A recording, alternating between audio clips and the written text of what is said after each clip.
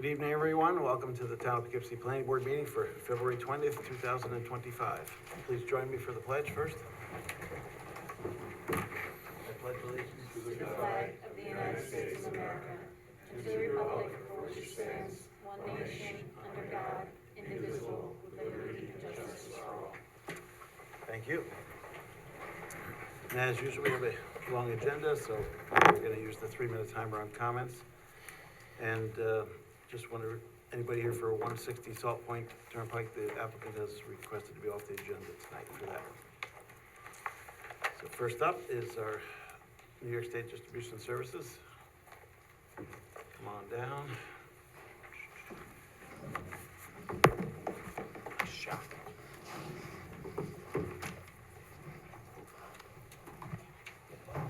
Yep. Good idea.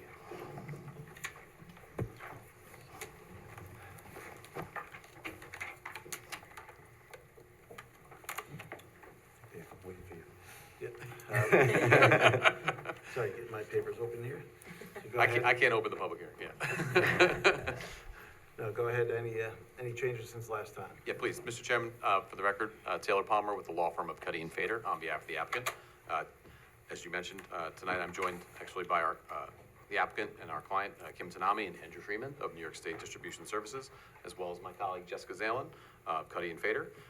We also have some folks joining us online. They're keeping their germs away from us, so we do appreciate that. That includes our project engineer, Mike Bodendorf of Hudson Land Design, our traffic consultant, Rich DeAndrea of Colliers Engineering, as well as our odor consultant, Emmett Marzan, who's also on the Zoom. My partner, Kristen Motel, who's the chairwoman of our firm's cannabis department, is also joining us on Zoom.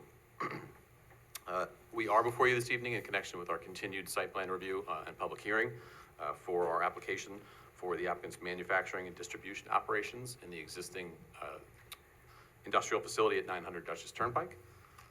Since we were last before you in November, it feels like it was much more recent than that, but it was actually last year back in November. We did provide some supplemental materials to you. We also had chances to speak with town staff to a great extent, as well as to meet with the police department and other interested parties to try and address and respond to comments from the community as a whole. And we are also working directly with representatives of Eastdale who are sitting behind us this evening. As we detailed in our December 23rd, 2024 submissions and our January 27th submissions, we have undertaken a more robust look at the best practices that we can implement in this facility to address those public comments, particularly in regards to potential concerns regarding odor. Notably, as we discussed with representatives of the Eastdale community as part of a private agreement, we are not proposing to cultivate or extract at this facility. I know Andrew had presented some very specific, and we're going to get into some more of that tonight, but explicitly not proposing to do any extraction or cultivation at this property. Our submissions did include point-by-point responses to the consultant comments and those from town staff. And in furtherance of our discussions at the November meeting tonight, we do look forward to sort of discussing in more detail the implementation strategies to employ the Collier's report that was included and annexed to our submission. We've also had a chance to review the most recent comments that the board's consultants have submitted in advance of tonight's meeting, so we will work to address some of those tonight, and of course we'll also put those in writing to you all. In response to those comments, including our report about the best practices for odor mitigation for this site that we're going to be installing, which gets really into the kind of more nitty-gritty, like the construction drawings and the permit drawings, more than the sort of building forward and planning board centric discussions. We do look forward to continuing to work with town staff to sort of address some of these conditions. We have requested a meeting for next week to kind of go through a lot of those materials in anticipation of continuing to review this application with you all in March. With that, I am actually going to first turn to Michael Bodendorf, who's on the Zoom. I know you guys have your TV in front of us, Yep. And he will walk you through just some of the site plan specific questions, and then we'll speak to Drew and sort of go down through the list. We know you have a long agenda, so we'll try and keep it concise. Great. Go ahead, Mike. Thanks. Okay, thank you, Taylor. Can everybody hear me? Yes. Okay, great. And can you see the screen that I'm presenting right now? Mm-hmm. Okay, so mainly the changes to the site plan were generally restriping the parking lot. I'm gonna go just back to the existing conditions here. Sorry, page. So the existing parking lot, what's left of the striping is set up with 4 rows of parking with angled parking along the frontage of the building. And we believe that these parking spaces along the front of the building were for BOCES buses. So we restriped that parking lot and got a few more spaces out of it, actually 1 additional space, while providing additional ADA spaces. So now we have a 2-way, 26-foot wide aisle with perpendicular spaces for the first 2 rows of parking, and then a 1-way with 60-degree angled parking spaces in the second row of parking. We're also providing 5 delivery van spaces that are elongated spaces at 23 feet long. And what the thought is the van drivers will park their cars in these spaces so that normal employees won't take those spaces. We are showing 6 ADA van accessible spaces with loading zones. And we will move those spaces so that they're not blocking the access ways. That was one of the comments received. We're more prominently showing the lighting that's existing there, just to demonstrate that there is lighting in this parking lot. We have directional signage here, do not enter signs on this side, one-way signs, one-way sign on this side. We're showing the snow storage with this hatch pattern here.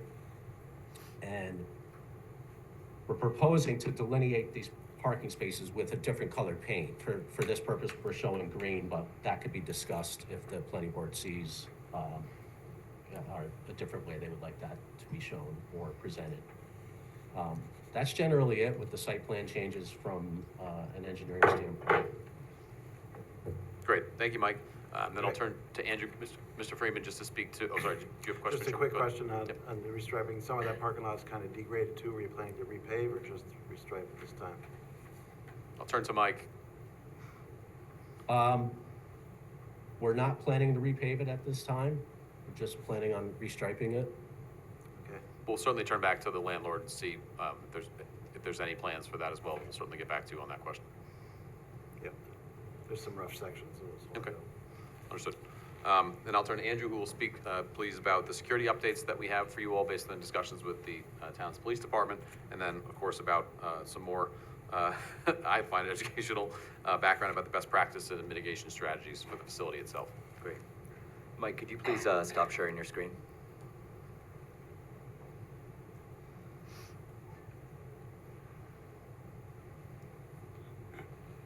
Okay, guys. Good evening, my name is Andrew Freeman. I'm an executive at New York State Distribution Services, leading the development of this proposed facility. It's a pleasure to see you all again. Our last presentation in front of this board was illuminating. Afterwards, we realized it wasn't really fair to ask the board or our community to just trust us that we'll be good neighbors, not stink up the place. So we took the opportunity to spend the past months engaging top experts in their fields to consult on, advise, create, and vet our systems for security and odor mitigation. I wanted to start again with just a quick reminder of what we are and what we're not. The primary functions of this new site will be for product packaging, wholesale distribution, and administration. There will be absolutely no cultivation at 900 Dutchess Turnpike, absolutely no extraction at 900 Dutchess Turnpike. These are the 2 processes that generate the most odor in the life cycle of a cannabis product.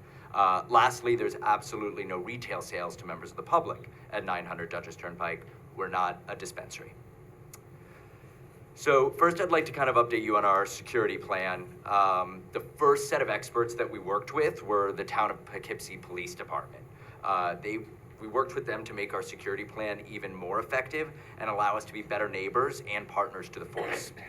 In addition to exceeding the stringent standards of the adult use cannabis regulations, we've added 24/7 armed off-duty police officers, upgraded the cameras on the building perimeter, added motion sensors to our alarm system, panic buttons for distribution van drivers, and backup battery power for all the security and camera system.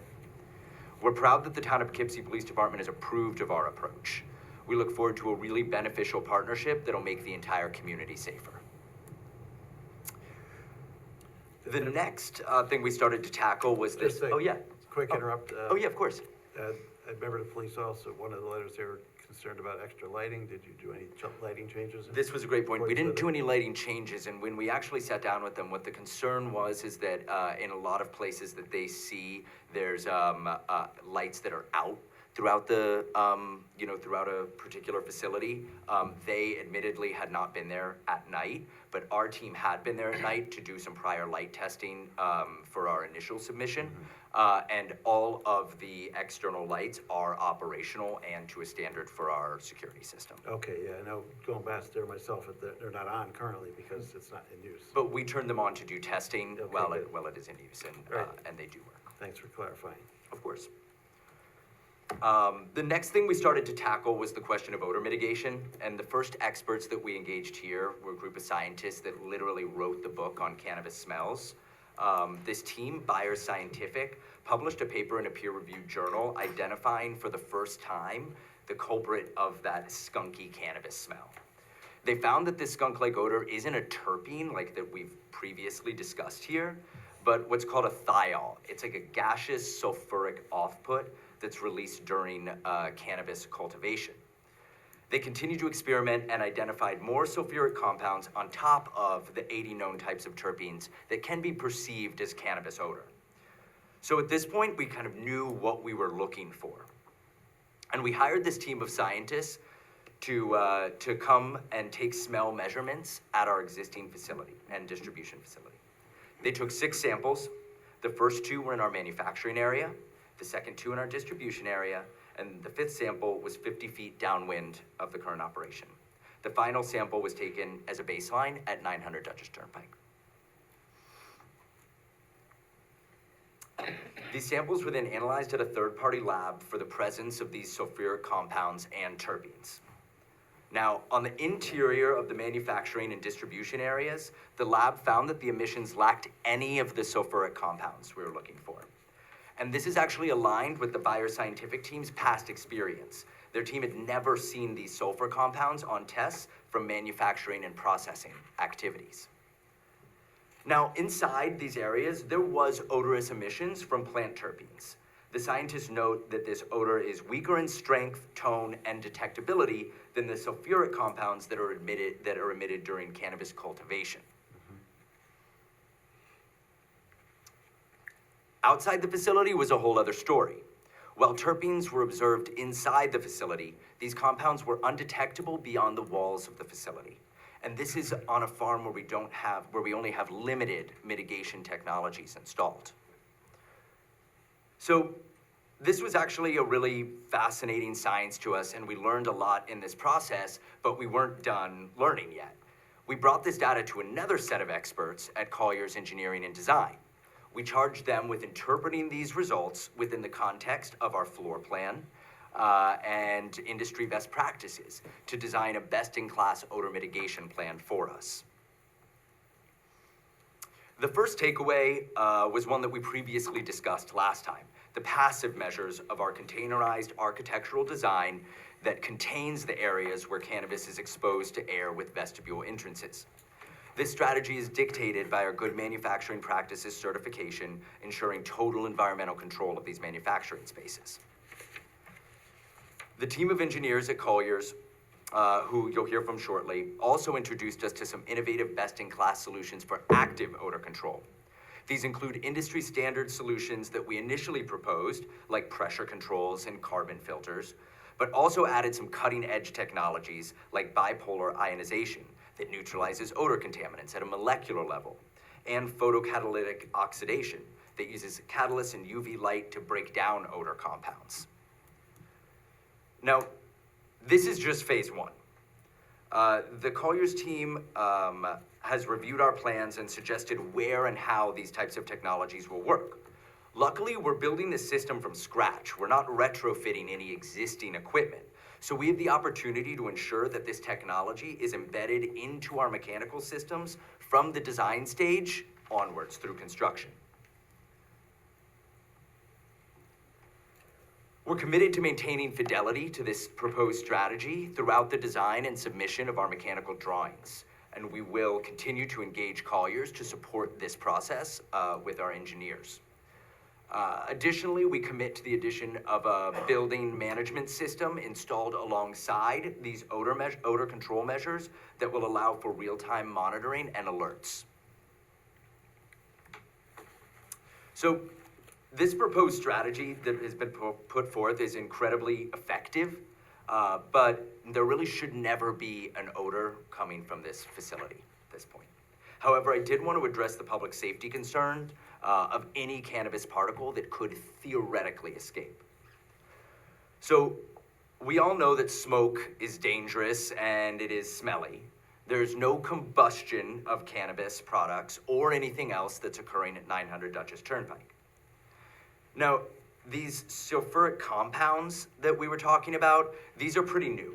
Not a lot of studies have been conducted on them, but as we've exemplified in the existing smell studies, we're not emitting any of these compounds. So that leaves us here with terpenes. Terpenes, by the way, are not unique to cannabis. These are in all plants. Should any of these happen to potentially escape, they may have an odor, but it is safe. These are compounds like pinene that make a pine tree smell like a pine tree, or limonene, which is why a lemon smells like a lemon. They're what you would find in an essential oil that you put in a diffuser. They may smell, but they're natural and safe. So I hope this update has displayed our continued commitment to implementing a plan based on scientific best practices. We know that this is a new industry. We're committed to continuing to be collaborative, open, and educational in our approach. We're experienced operators and job creators in a new and growing industry. We're excited for the opportunity to have a positive impact on our community and the economy. Of course, we have the personal cell phone number for myself and our CEO, Kimberly Tanami, on the screen should any member of the community or board have any further questions that they'd like to speak to us directly about.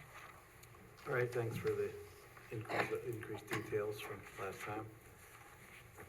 We do have a little more science to do before we, so with a little more homework. So we're going to speak to our consultant from Colliers, who's joining us on the Zoom, Emmett. So Emmett, if you could give a little extension of this, then we'll also, last but not leastly, speak to Richard D'Andrea just to go over the traffic component. All right. So a little more science first. Yep. That's our biggest Hi guys, concern. can everyone hear me? Yes. Yes. Good afternoon, everyone. My name's Emmett Marzon. I'm a licensed professional engineer with over 20 years experience representing Colliers Engineering and Design. I was involved in preparing the odor report where our primary role was to evaluate odor control measures and available technologies at the facility. We respect the odor concerns of the neighbors. Colliers has worked with several cannabis clients across 14 different states, designing hundreds of thousands of square feet of grow, manufacturing, and dispensary spaces, many of which are located near residences, HOAs, or in dense urban areas. This project is a scaled down version with much less odor potential compared to many of the facilities I have worked on. There's no grow or extraction, as Andrew had mentioned. We have eliminated odors at multiple facilities using the same technologies we presented. So we believe the report already provides a solid approach to addressing perceived odor issues. In addition to the client's operational and housekeeping efforts, we're introducing some engineered methods. We're treating the air inside with bipolar ionization and photocatalytic oxidation in a recirculating manner where the product is exposed. This is all happening inside the building with no impacts to the community. We're treating the air at its source, essentially. Mm-hmm. We're maintaining negative pressurization to prevent any leakage outside of the building. And we're further treating any exhaust air for a second time with molecular filtration. Activated carbon is a proven method. It absorbs odor-causing compounds like terpenes that were identified in the buyer's report. When carbon filtration is combined with the application of PCO and ionization systems, the filter life is extended, further reducing any odor impacts due to equipment maintenance. We're also providing air curtains with ionizers at the exterior doors to the production area. Additionally, a building management system, which is basically a computer system for the HVAC. That'll alarm any abnormal conditions or when equipment maintenance might be required. So this is a multi-layered approach, belt and suspenders, if you will. We've used these strategies for many of our projects with great success, and these measures will be incorporated into the design documents provided during the building permit process, like around 30% schematic design level. We believe the report, as it stands, provides everything required to move forward into detailed design. Thank you, Emmett. All right, thanks, Emmett. Just a quick question, your first meeting, I think there was some kind of mention of a gel canister. Is that still something in the mix, or is that? It's something that we could absolutely bring in. Those are, freestanding items, but the technologies that have been proposed by Colliers are far more effective than Okay. even the canister could have been. Okay, so that's why I didn't see him in the. That's why you current- didn't see him. Current list. All right, what's next? Last one is traffic. Yep. Mr. D'Andrea, take it away. Good evening, Rich D'Andrea, Colliers Engineering and Design. Just a quick update on some things from our last meeting. So I think Mike mentioned this already, but the project is now going to be provided with 60 parking spaces. That's an increase of 10 spaces from the last time we were in front of you. So that just gives us more flexibility on how we manage the parking and shift changes. One thing we talked about the last time was shift changes amongst the employees and kind of staggering that so that there's never a need for more parking than we have provided. So that was detailed in our December submission, and outlined how those shifts were going to occur. And then we provided kind of a parking summary of how that would work out with the number of people parked on site, assuming every person that's working there is driving a vehicle. When you look at that summary, we ended up with a peak parking demand of 55 spaces, which leaves us some flexibility with 5 extra parking spaces on the site if anything was needed in that case. One of note, and Mike mentioned this, was the 5 delivery vans that will be owned by the applicant and parked on site. Those will be parked there when they're not in use by delivery drivers, typically between the hours of 8:30 and 4:30. Those will be off-site making deliveries, and those delivery drivers will park in those their personal vehicles in those designated spaces so that they're never taken by other vehicles. And then lastly, I think from the last meeting, we were just asked to clarify how many van or truck trips we anticipated on a daily basis here. So we provided this in our December submission, but basically we're looking at 5 to 10 van trips a day, 3 small trucks, and 1 to 2 tractor trailer size trips per day. And those typically are going to be spread out through the day and occur outside of the peak hours of traffic. So we don't really see that those can have a significant impact. And none of those vehicles will remain on site other than the 5 vans. All I right, think that's pretty much the update unless there's any questions. thanks for the overview. How far is your delivery network? Does that go out to Statewide. other statewide even? Just within the state. So the regulations require that we can sell to any retailer, any licensed retailer within the state of New York. So there's approximately 263 stores currently open, everywhere from Buffalo to the tip of Long Island. All right, Kristen? Okay, thank you for the thorough overview. This is on for a public hearing this evening. Just for a matter of record, the project is on for seeker review for a type 2 action requiring no further environmental review. The application is also on for amended site plan.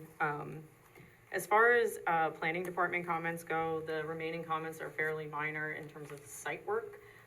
Staff is asking the applicant to confirm with the planning board whether or not the proposed off-street parking is acceptable. The planning board in this case does have discretion to reduce the amount of required parking, where 92 spaces would be required by code. The applicant is proposing 60. Following that, staff is also asking the applicant to confirm with the planning board whether or not green paint demarcation is necessary. I know that you guys did take that quite literally, and that is great. You know, I don't know, unless it goes against any building code requirements, I don't know that it's an issue, but we also don't know that we want to hold you to that. Like, it's just a matter of ensuring that you have sufficient parking on the property. I think that was ultimately what we were getting at, and making sure that those spaces are painted, striped in a way that is shown on your plan. And so, again, a conversation with the board. And then, again, just a couple of other notes on the plan. Obviously, keeping tabs on issuance of the licenses. I know you guys have been actively waiting on that for renewed licenses. So for this evening, staff is recommending the board open the public hearing, hear any comments, adjourn the meeting either to March or April. That is open for the board to discuss, and defer action with comments. At this time, because we do anticipate that the applicant will meet with staff offline to work through some outstanding items, inclusive of the odor mitigation conversation and knowledge that's been shared with us, to the planning board at the prior meeting with the applicant had asked staff to look into retaining an odor mitigation expert. A CPL is our town engineer. They actually have in-house staff who were able to support that effort. So we worked with Eric Mattson, who is available for the board if you have questions about what you're hearing this evening. He did receive this report and reviewed it and provided his own set of comments. So any follow-up with staff, Eric would be a part of that conversation. We had a discussion today. It'll probably happen next week at some point. We also received comments from JMC. I believe Kevin is on in place of Mark this evening to talk about any traffic concerns, if there are any. Just also, you did point out, the applicant pointed out that concerns that were expressed by the town police department have been addressed. I did go straight to the police chief to confirm that, so not that I didn't believe you, but you know, they did meet with the town's safety, like community policing unit, and all those comments have been addressed down to the megapixels in the cameras. Fascinating. As Peter would say, trust but verify. Right, so, you know, we're interested in understanding, again, a little bit more about the odor mitigation strategies, understanding if there's a monitoring plan in place, is there anything being utilized for the event of a power outage, do you have emergency backup? Just kind of talking through some more of that odor-related discussion. And then also we have Andy on for the site civil fun. All right, thanks, Kristen. Start with Andy. Yeah, my comments are fairly limited at this point. You know, they still do need to go to the health department for the grease trap that they're proposing. We have some fairly minor comments about ADA compliance, accessibility requirements, just make sure that's all straightened out. We are looking for some information about the sewer discharges to understand if there's any difference between what you're gonna be discharging versus, you know, a typical residential sewage flow. You know, the town does have, you know, discharge standards at their wastewater treatment plant that we have to comply with. We want to make sure that there's nothing in there that, you know, could affect that. And then just some comments about the floodplain. The site is partially within the floodplain. We want to just make sure we're complying with all those requirements. So. Mr. Chairman, we do have Mr. Bodendorf on. To the extent you want us to respond, we can provide. We have prepared responses to address those. Well, we're gonna need them in writing. Oh, of course. so, Yep. yeah. Notwithstanding, we can certainly present them, but we're also going to put them in writing. So however you want to address them. Yeah, I think the biggest concern I think we had, is there any unusual substances going into the sewer effluent? If you had a quick comment on that. Yeah, Mike, that's a great point, Mr. Chairman. Mike, you want to just address that? The answer is no, but I'll let Mike spell that out better. All right. trust and verify. Yeah, there isn't any, product going into the sewer.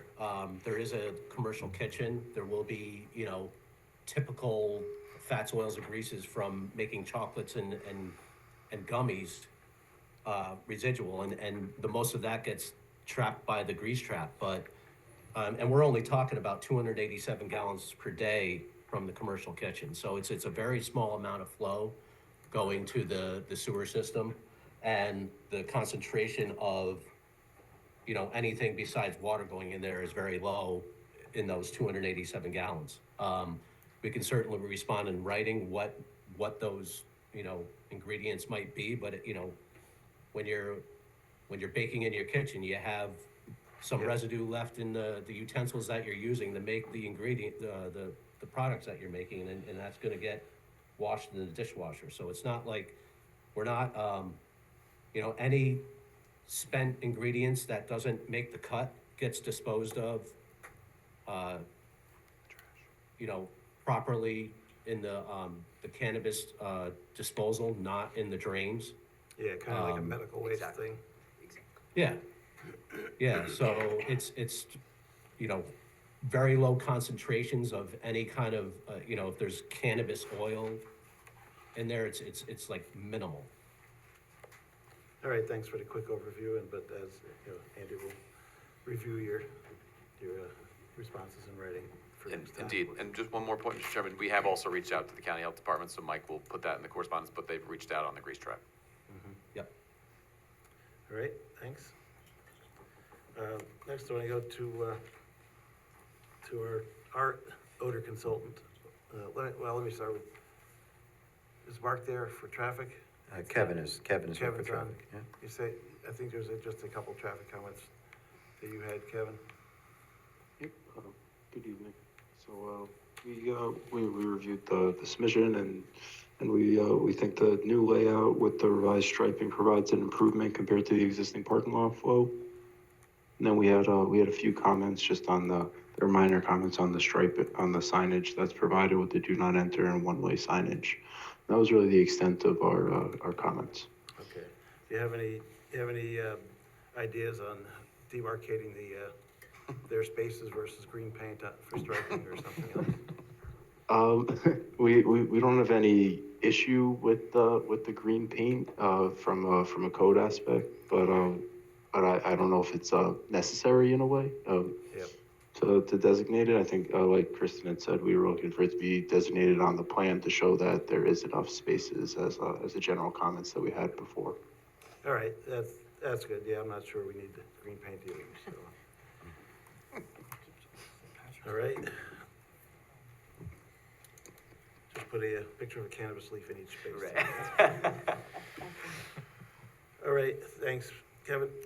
Now to Eric for the, I knew you were requesting more information, Eric, for the odor control. We have to really make sure that is a key part of this plan.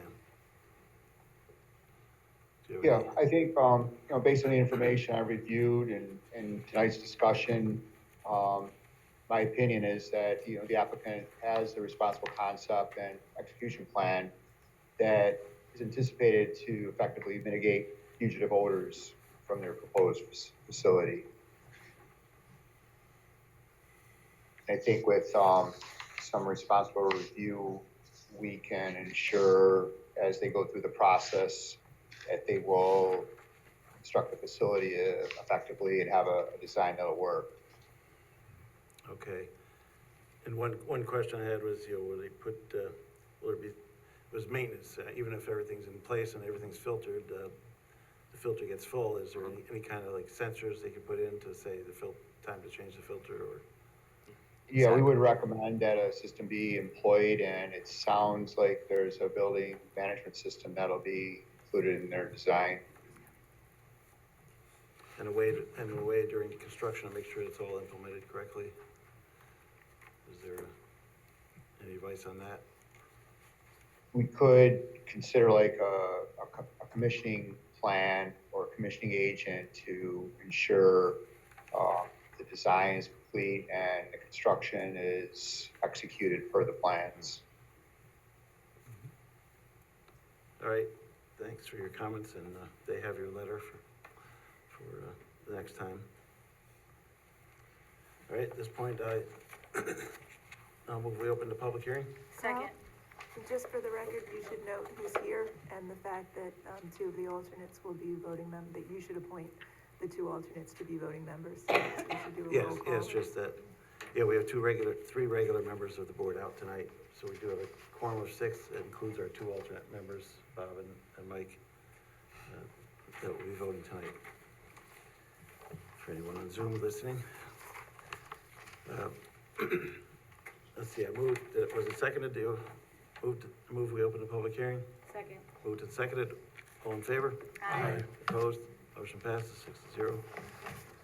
Anyone in the audience wish to comment on tonight's plan? I have one signed up, actually, so we'll start with Richard Cantor. We could also bring him the microphone. Yeah, There's a portable mic if that's you'd true. rather. You wanna do that? Do Okay. that, Richard? All right. Either way. Keep those on up.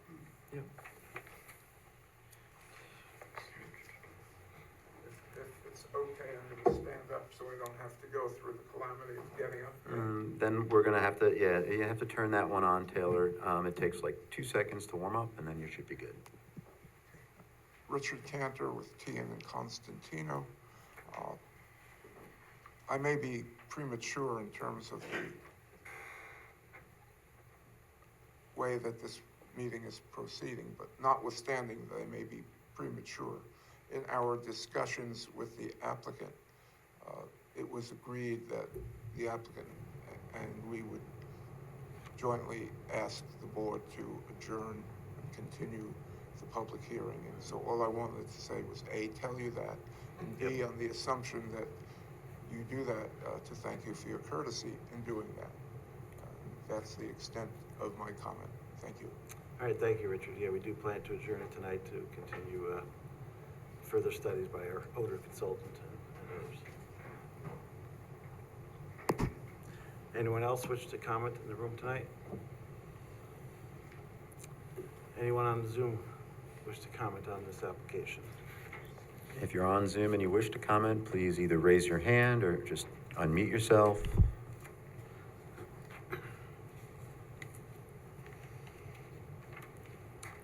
Not seeing. Seeing none, I move we adjourn the public hearing to April 17th, 2023, or 25, sorry.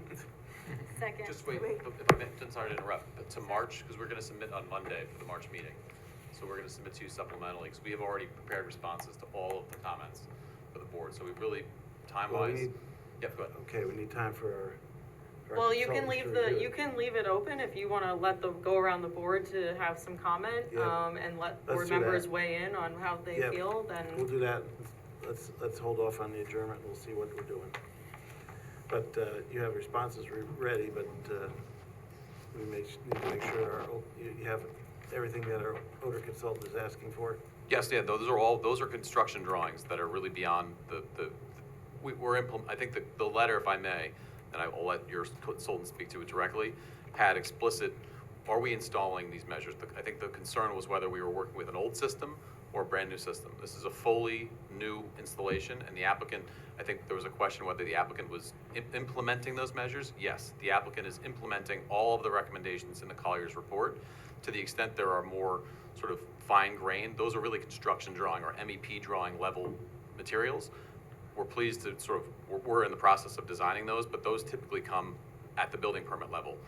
But again, I think the comment, I'm not gonna again speak for Eric, but I think the question was whether we, as the applicant, are implementing those, which we are, and we're certainly willing to work, whether it's with CPL, sort of together with Colliers in a room, going through those designs, but that they're, again, they're best management practices. They're the best you would do for the site. It's just a matter of implementing those strategies. So we're Yeah, agreeing to implement them. Quick question, are you putting in a new HVAC system? Yes, there is no system today.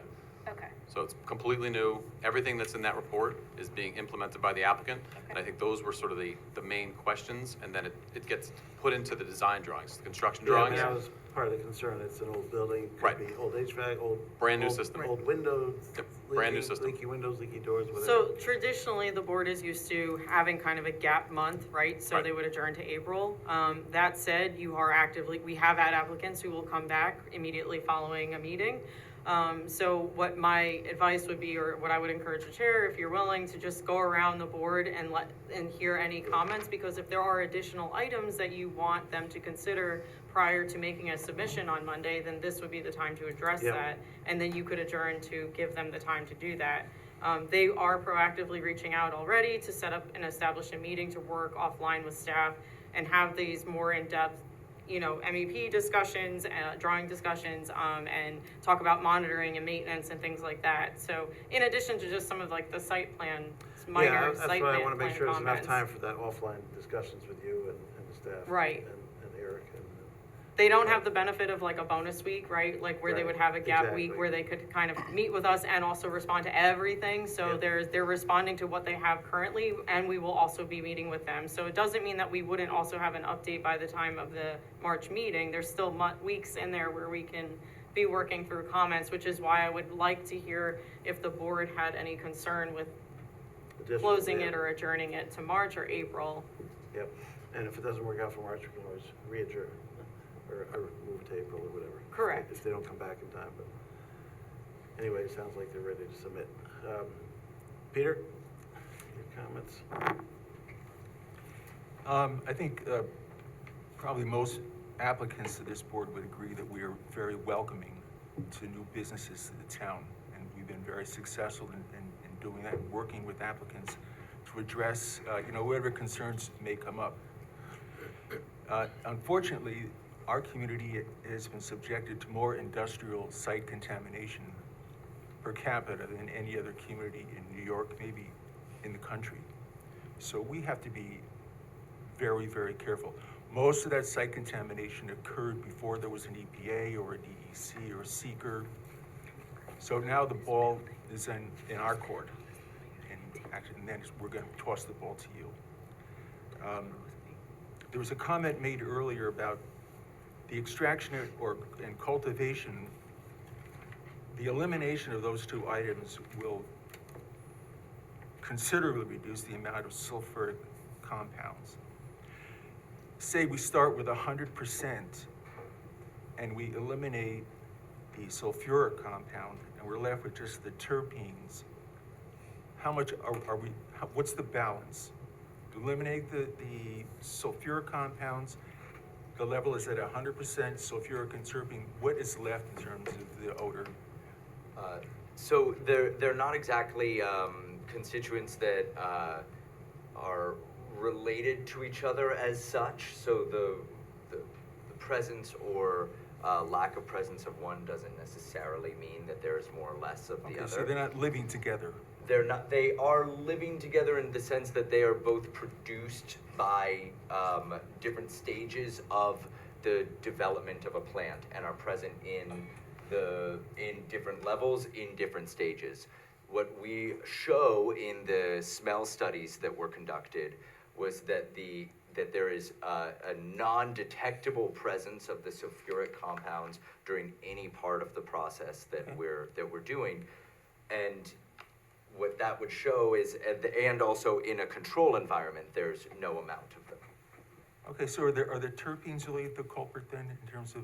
The odor? terpenes would be and you can see in the study that even the terpenes that are detectable are at quite a low level, barely detectable from the human nose inside of the facility Okay, I got it. where the product is open Gotcha. and not outside. Okay, gotcha. Yeah. You got to come up to Need the the microphone. mic, Yep, yeah. thank you. Just for clarity, they're not Stay in it for living record. together? Stay in it for the record. Oh, sorry. Just for clarity, Name. I'm sorry. Kim Tanami. Kimberly Tanami, apologies. They're not living together at the stage of what we're doing at 900 Dutchess Turnpike. Right. So I just wanted to be clear that those gaseous Offputs. this is offputs or very- compounds, they're not present in the light manufacturing process, so they Okay. won't exist at 900 Okay, Douglas. I got that. Now, my question for our board attorney is this: if the applicant is going to agree to no extraction or cultivation, what is the legal mechanism for achieving that? We will have a note on the site plan that specifies exactly what the uses are that are allowed at the site.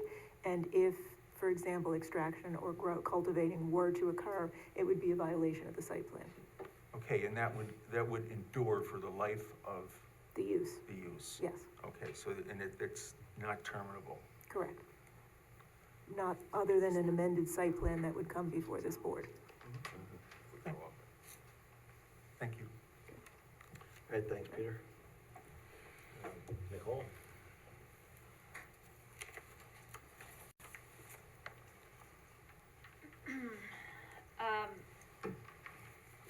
Would, Breyer, that was the company that did the air quality, right? Would they be coming back to the facility to do monthly, air testing? Or how It- would that work? It's certainly something that could be arranged. I think monthly would probably be possibly overkill if these systems are in place, operating correctly and Okay. working. That wouldn't be necessary. There could be a maintenance and testing period that we go through on a, annual basis or biannual basis, in which we bring them out to do a similar smell study just to ensure everything is operating. Nicole, Okay, excuse me, just sure. a second. I just want to make, maybe could we, since we don't know, and this is new to us. Of course. If at least you would agree to a trial period, Okay. say a year of, say, monthly testings, until we got on board. Yeah. And we felt comfortable that the systems are working, they didn't need constant rechecking. I mean, would that be an overburden? I think part of what we, to answer your question directly, no, I don't think that's an overburden, especially what we're talking about on sort of the educational process. But I think typically what we would do, and this is just speaking what you may be more familiar with, sewage monitoring or other reports get sent to Andy and company at CBO. Right. So those types of reports can be prepared so that you're not, fishing for information. It's, Yeah, here's what we did. I don't want Yeah. the fox to be guarding the hen house, is all I'm saying here. Just if we had somebody, an independent entity. Well, that's what we're saying. The town's consultants typically do that monitor. It's not, the applicant can and would be doing that sort of in Okay, the so future, then but we could set something up? We could set up an escrow Yeah, and have that, that's and what have, we're and talking to accommodate for Okay. a testing period if that were Yeah. something Just that we. saying, Yeah, I better think- I safe than think that's- sorry. I think that is a good idea because it's just all new to us, as it says. it's just sometimes like And this we have- process and this application, if we think of it as just a different widget, if we were just producing, Yeah, the keeping widgets it- and also not calling it keeping in mind cannabis. that, that your neighbors, you Yep. have hundreds of residences. Yep. You're gonna have a daycare center, Yes, of course. a medical arts building. So I'm just saying, would put a lot of minds at ease if we. Understood. And we like to think of this application that if we weren't before you, it would have been years before anyone knew we were there. And that's how we want this process, that's how That we would- want that this would be facility to ideal, be. But, you heard the first meeting, all the Yes. outcry from the neighbors. And Yes. that odor is the main concern of everyone. Understood. I think you've addressed some of the other traffic and safety Yes. issues that they had. Of course. But that's still a concern, VOCs and Yes. coming Thank from you, Nicole. daycare, et cetera. So, go ahead. Yep, one more question. The filtration system, do you already have a, system set up and how often you're supposed to, change them out?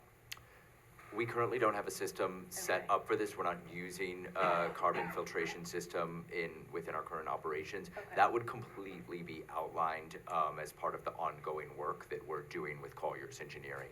There would be an entire maintenance plan and the building management system that would be actively alerting us to anything outside of a normal change that would be required as well. Okay. So we're setting up both SOP as part of this and also redundancies to make sure. that Standard they're- operating procedure. Yes. No, I know. Okay, I just- Okay. All right, thank you. Of course. You mentioned Byers and you mentioned Colliers. How many other facilities do you have? We have just one other facility. So Byers is just one of the That's one of the the- companies that reviewed, one of the tech Okay, so- expert, but they're you- just an expert that reviewed the smell report. So you're taking information from this other facility? Yes, Okay, and that's in New York also? yes, where the similar operations, that are happening that will happen at 900 Dutchess Turnpike are occurring. Without the That- benefit of the new technologies that we're installing at the site to further mitigate. So And that- is this site bigger, or is the other site bigger? Is 900 Dutchess Turnpike bigger, or the other site is a Well, farm, it's Topic of agricultural operation, zone. yeah. I mean, Yeah, Similar sized operations or? similar sized operation, probably, yeah, probably even a little more concentrated. All right, thank you. Anything, Bob? Yeah, some of the questions have already been answered that I had. I heard about the HVAC system and what you have in place for maintenance. Is that gonna be in-house? Is that gonna be contracted? Is there a preventive maintenance system in place? I think you just addressed that. That's not in place yet. No, that is not in place yet. We are going through the mechanical engineering process right now, in which, we will work with a HVAC contractor to get that. We likely will have an outside contractor in place for both preventative maintenance and ongoing maintenance of the system. Okay. That will be a brand new system. Right, to there's no repeat that. HVA system There's on nothing in existence. on premises Yeah, you today. had mentioned that. Because, it sounds a little bit like a complicated system with air curtains and negative pressures and all the different things that are gonna go on. So, just wondering who's gonna maintain that system, that's all. Yeah, we will have a contractor working on that, and while maintaining the negative pressure is complicated, it also is actually very much a part of the architectural design as well. It's not a purely scientific process. It's the vestibule entrances, it's the containerized design that allows us to monitor that. The other question I had was about air quality monitoring, but that just kind of got addressed a little bit earlier, so. One question I have, just for clarity in my mind, when you were here last, you spoke about, if I understood correctly, you're gonna be bringing this product in large volumes and breaking it down into smaller volumes and sending it back out again.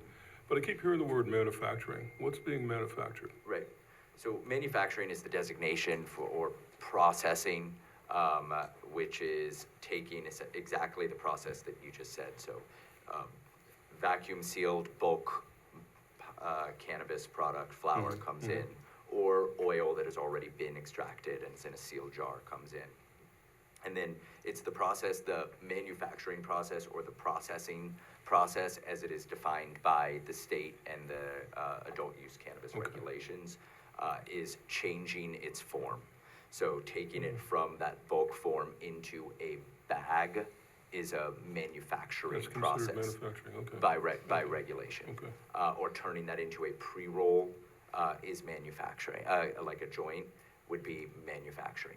Taking that oil and putting it inside a little glass cartridge for someone to use as a vaporizer, that is considered manufacturing in this process. So while we're not, that's why one of the other phrases that we use is light assembly, because that's really more of what this is here. That term has no bearing in the adult use cannabis regulations, but it is a better description of what's actually occurring. The majority of what's happening and what our business is moving it from that bulk product form to a weight that is ready for sale inside of a sealed, child-resistant package, and then boxing that up and distributing it to stores. Gotcha, okay.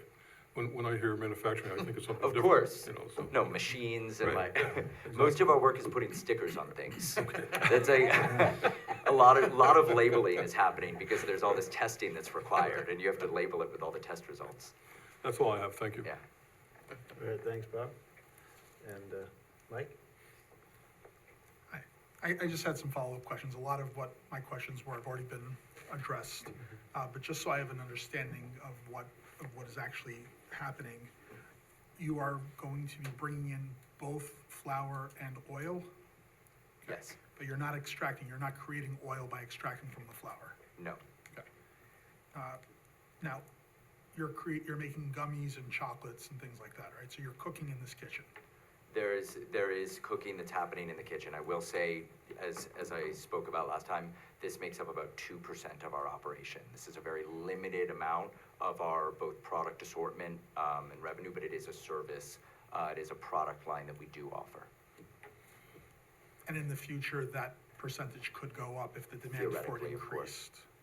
Okay, so the cooking process is you are heating up chocolate or agar powder or some other medium for your Using gummies. a tempering machine or something like that, yes. And then you're adding the oil to this hot stuff, whatever it is, and then you're pouring that into molds.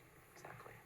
Is there a difference in the odor that comes from that as opposed to your other operations? You know, not noticeably, and I actually will say that during the smell study, we actually were in the midst of a rare, like gummy production run at our facility when this study was conducted.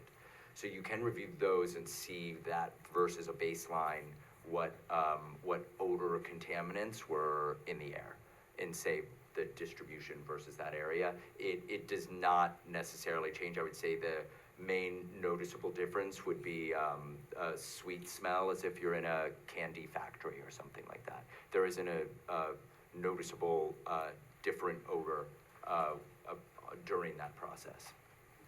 Does the odor study differentiate as to what was happening at the facility at the time? It does not.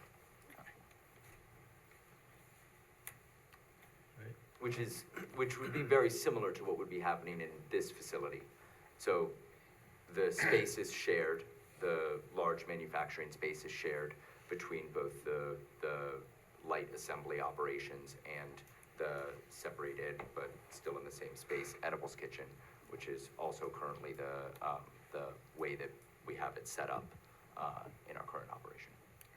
To add to what Andrew was saying, it was actually more beneficial during the study to have all processes going on. At once, yeah. So we actually had edibles being made versus them coming in to do the study and just catching, you know, any type of odor from the light assembly of flour products, right? So everything was going on simultaneously when this study was performed.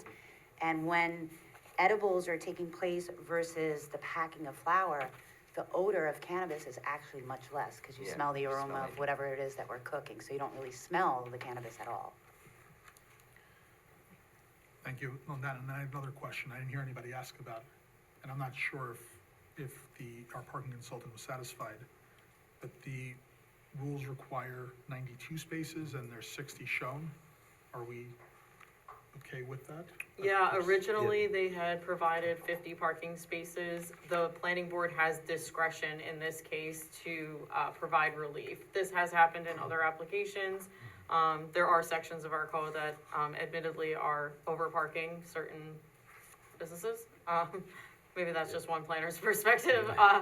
But yeah, that the planning board would certainly have discretion, and that was also why we had asked them to do the analysis on parking and the shifts. And they were actually in a surplus of 5 parking spaces at this point with the 60 parking spaces allocated by their landlord. Yeah, so I think our traffic consultant was happy with their study, with their chart of that. I don't have any other questions. Anything else? All right. Can I follow up just go ahead, quickly on what Mr. Trevik brought up a very good point about the cooking? Yeah. Is the cooking subject to the same filtration that all the other processes are? Exactly, and that was actually considered. We actually had quite a detailed conversation with the Colliers team as they were doing the designs about the exact processes that we were talking about there, and they had access to our complete mechanical engineering plans, data room that has all of our equipment schedules and things like that. And he asked some quite specific questions about the equipment we would be using and how it would be used when creating the plan that was put So forward. the answer is it's going through the same filtration system Exactly. and everything, okay? Yes. great. Yeah, I had the same question about Yeah. if you're cooking and you have Exact same. on the stove, you're gonna have the vent and 100%. make sure that's filtered as well. Right. Scrubbed in some way. I don't know what the board feels like about the green paint. I don't feel it's necessary. I don't think it's necessary. Okay. As long as you have, you know, We can take that off. you know you have these allocated spaces and you tell your employees which ones to use, whatever, if you want any kind of signage to put there or not. But, and we did talk about, one of the concerns I heard was, that, when the filters get maintenance of the filters, et cetera, that I think some downstream sensors are a good idea to warn you when they're, because I guess Exactly. it might be, sometimes it might be a week, or it might be a month, I don't know, it depends on how much is going on at the site, I assume. I don't know how often the filters need changing, but, We'll find out. we gotta Yeah. make sure that, that's put into place.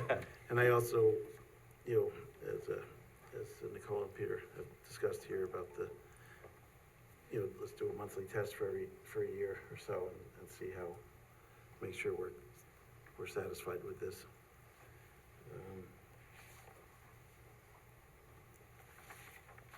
What 'cause- remedy do we have? Let's say worst case scenario that it does not work out. And through all the best efforts of the applicant, that there is a problem. What do we do? And we have to rely on our consultants here as looking at the plan to start with, but Lisa, do you want to Right, weigh I in on that? mean, if the representation's made about certain odor levels on, as part of the site plan, and they are not in compliance with that, then as before, they're out of compliance with the site plan, and the town would bring an enforcement action. Worst case scenario, if it was not able to be remedied, the site plan, the use would have to stop. I'm just thinking out loud here. We have like a noise ordinance, and we have a measurement of decibel level. Yep. How do you measure odor? Olfactometers. There are ways. They're not always pleasant ways, I know. But we can use, you're familiar with that piece of equipment? And do we have a standard? I am not, but I'm sure Eric is. Eric probably. Okay, so long as, all I'm saying is, it's always better to talk 10 times before than have to talk one time after. Of course. So I'm saying if there is a device that we can use as a measurement to determine whether or not, everybody's happy here, let's employ it, and let's get it on the table now. We're proposing best management practice and monitoring, so we're, again, to the point, having the town, yes, If you submit can, those. you come up with a plan Yep. and submit it, our engineer will look at it, just so we have something, Sure. And Eric will look at it. Yep, also, Eric. yeah. Okay, fine. We need our odor consultant to look at this stuff. At least, so we need a measurement. I agree, I think that's a great idea, to have a number. That's Yeah. why I get the big money. And as you're aware, we have, 1,000 resident, that new dense development next door that you're trying to do it. Indeed, but if Mr. Cantor's out there, or anybody's using any cannabis products, that is not consistent, no, I'm just saying. So no So if employee, anybody's consuming cannabis out there, okay? employees are not gonna take a break No, outside. she can tell you, they cannot utilize. Yeah, we have a very strict policy.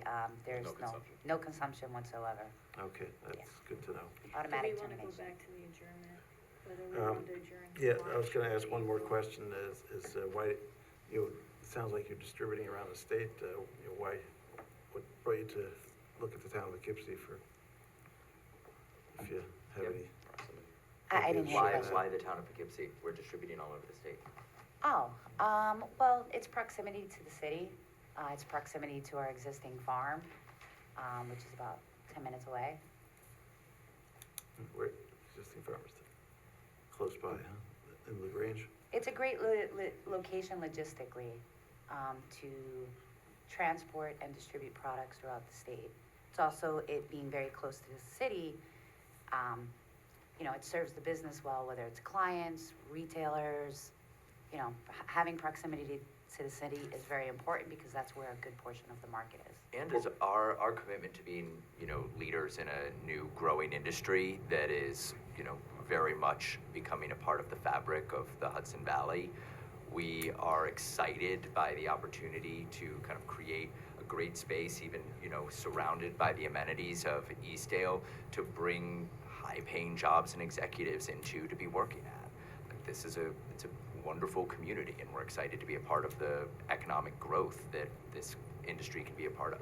Andrew said growing, I would have said budding, but with that, with that being said, it's also an industrial facility in an industrial zoning district Right. and existing, and it has all those, everything's built in. You have all the distribution components. We're way less intense than anything was ever happening with, BOCES and the others. We've gone through that in our reports. So I think the fact that it's available, that it has that opportunity, and all the points that Kim Yeah, but there's mentioned. lots of industrial areas around the town. Right. It may not be so close to residential too, but, Who knows, maybe our plastics manufacturing neighbor, maybe they'll start producing some things that we can lightly industrialize into our products into. Never know. That was a question. Are you right next to somebody over there? yeah, that's. Yeah, that's- AP that's- packaging. That packaging Yeah, place is yeah, the, that was before you came on the board, I think, the packaging. oh, yeah. In the same building. Moved into that But building. are they the Different- immediate Yeah, neighbor? they're separate, Yes. Yeah. portions of the building. They share a wall. In the same building, but, they have to make sure nothing's going over that wall into Yeah. the other portion as well. All right, now what's the board's purview on adjourning to March versus April? March is fine. March is all right. All right, in that case, I move we adjourn the public hearing to March 20th, 2025. Second. Moved and seconded, all in favor? Aye. Opposed? Motion passes 6-0.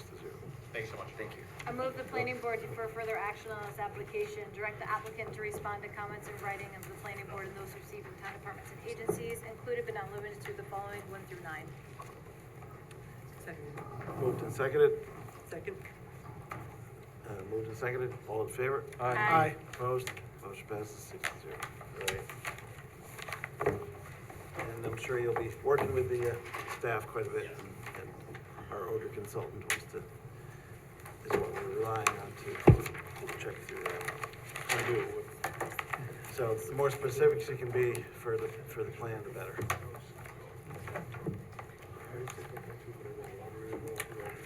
Next up is Habitat for Humanity. Let's see, Amy on? Amy is on, yeah. Hi, Amy, you there?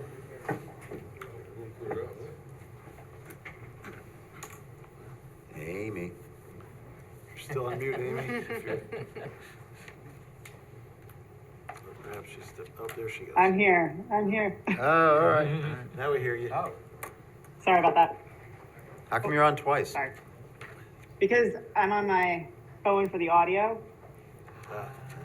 and my computer so I can share my screen. Okay, all right. Yep, go ahead if you have something to share from since Uh, last time.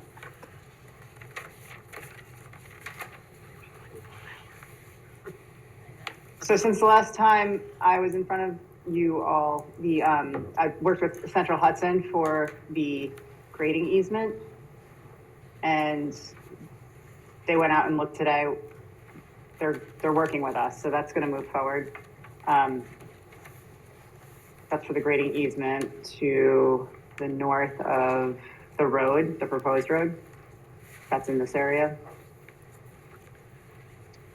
I've also talked to the county clerk about dissolving those paper roads, and I sent some information to Lisa Cobb and Mike Simon. I think it's mostly just a town board action with the help of the highway superintendent. The health department submission was made a couple of weeks ago with revisions. I have not gotten comment back from them. We're also requesting a tree clearing permit tonight.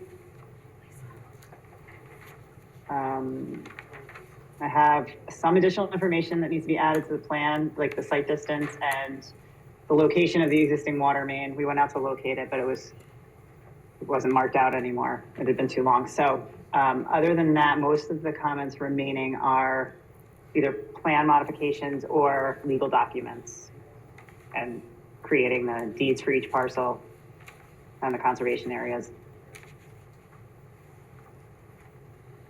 All right, thanks, Amy. Sure. Let's see, Eric? Sure. Let's see, this application received a secret negative declaration in November. They've been to the ZBA and obtained area variances. It's back to the planning board for preliminary subdivision hearing. The hearing is to be continued tonight.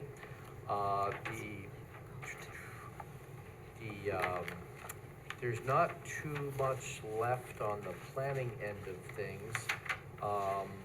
We've provided you with a resolution to waive preliminary and grant final subdivision approval if you're inclined. There's various other comments, but if you're ready to move forward, we don't see any obstacle to that. There is, as Amy mentioned, there's a request to proceed with tree cutting on the property. We've prepared a resolution for that for your consideration. It would be required to provide a security guarantee before actually commencing that action, and that would allow them to cut trees on the site without ground disturbance, just to cut and leave them ahead of the bat season, when the bats come out of hibernation on March 31st. And then after the final conditions of approval were approved, they could then get permission to continue with development of the site. All right, thanks, Eric. Andy, anything left on this? Yeah, most of our comments have been addressed, like Amy said. A lot of it is legal agreements and kind of minor plan changes that we're looking for. The drainage analysis that they provided, we're comfortable with that at this point. We really don't have any concerns with the tree clearing permit, so. Yeah, as long as they leave the stumps for Right, erosion. no disturbance, please.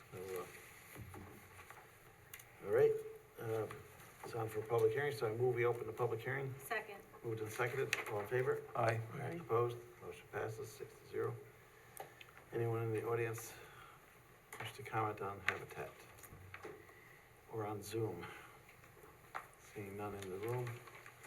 If you're on Zoom, again, you raise your hand or just unmute. Seeing none, I move we close the public hearing. Second. Moved and seconded, all in favor? Aye. Opposed? Motion passes. Let's go around the board for final comments. Anything, Mike? Nothing. I have nothing. Sharon? Nothing. Just a quick question. I saw a note that the fire department was looking to confirm location of hydrants. Have you spoken with them? I haven't yet. Right now it's shown at the end of the cul-de-sac. The road isn't really long enough to necessitate 2 hydrants, so if we have to add another one, we will. If we want, wherever they want us to put it, we will move it. Okay. All right. Anything else? No, that's it. All right. Peter? Habitat does great work. They're a blessing for our community. You've come a long way. Good luck. Thank you. Yep, same here. I heard you got your variances, so you're all set to move forward to get you going along here, so. I move the planning board waive preliminary major subdivision approval and grant conditional final major subdivision approval for Habitat for Humanity subdivision subject to the following. Respond to the comments of all reviewed departments and agencies. Said responses to be reviewed by the planning department as to adequacy and completeness inclusive of but not limited to 1 through 9. Is there a second? Second. Moved and seconded, all in favor? Aye. Opposed? Motion passes. I move the planning board authorize a partial waiver of 177-8B to permit site clearing activity limited to tree felling only prior to chair signature of an approved subdivision plan and consistent with the approved but bat mitigation expressively subject to the following 1 through 5. Any discussion on that? We're all okay with the tree clearing? And do I have a second? Second. Moved and seconded for tree clearing, all in favor? Aye. Opposed? Motion passes. All right, you good to go, Amy? Thank you. Thank you. Thanks. And thank you for your help with this. You've been great. Yep, good luck with the project. Thank you. Duchess Maxi Store at 18 Creek Road is up next.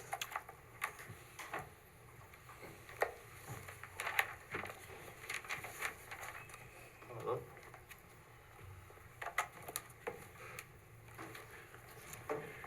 Another new rendition. That's what I was gonna start off with. It's almost like a little comedy routine of how many times this has changed. Rich Renia, engineer for the project. So to kind of start out with this is one where hopefully we're not going for a record of how many times the. Just interrupt real quick. Also on the Zoom calls, Attorney Dean McGee, just so everybody knows in case he chimes in. Okay, thanks. And the applicant is here as well too, Scott. Scott Bryant.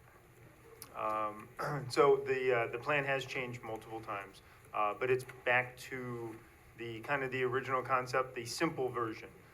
There was a lot of different options explored. There was a larger building at one point, but then it was found out to be able to use it for the contractor's use.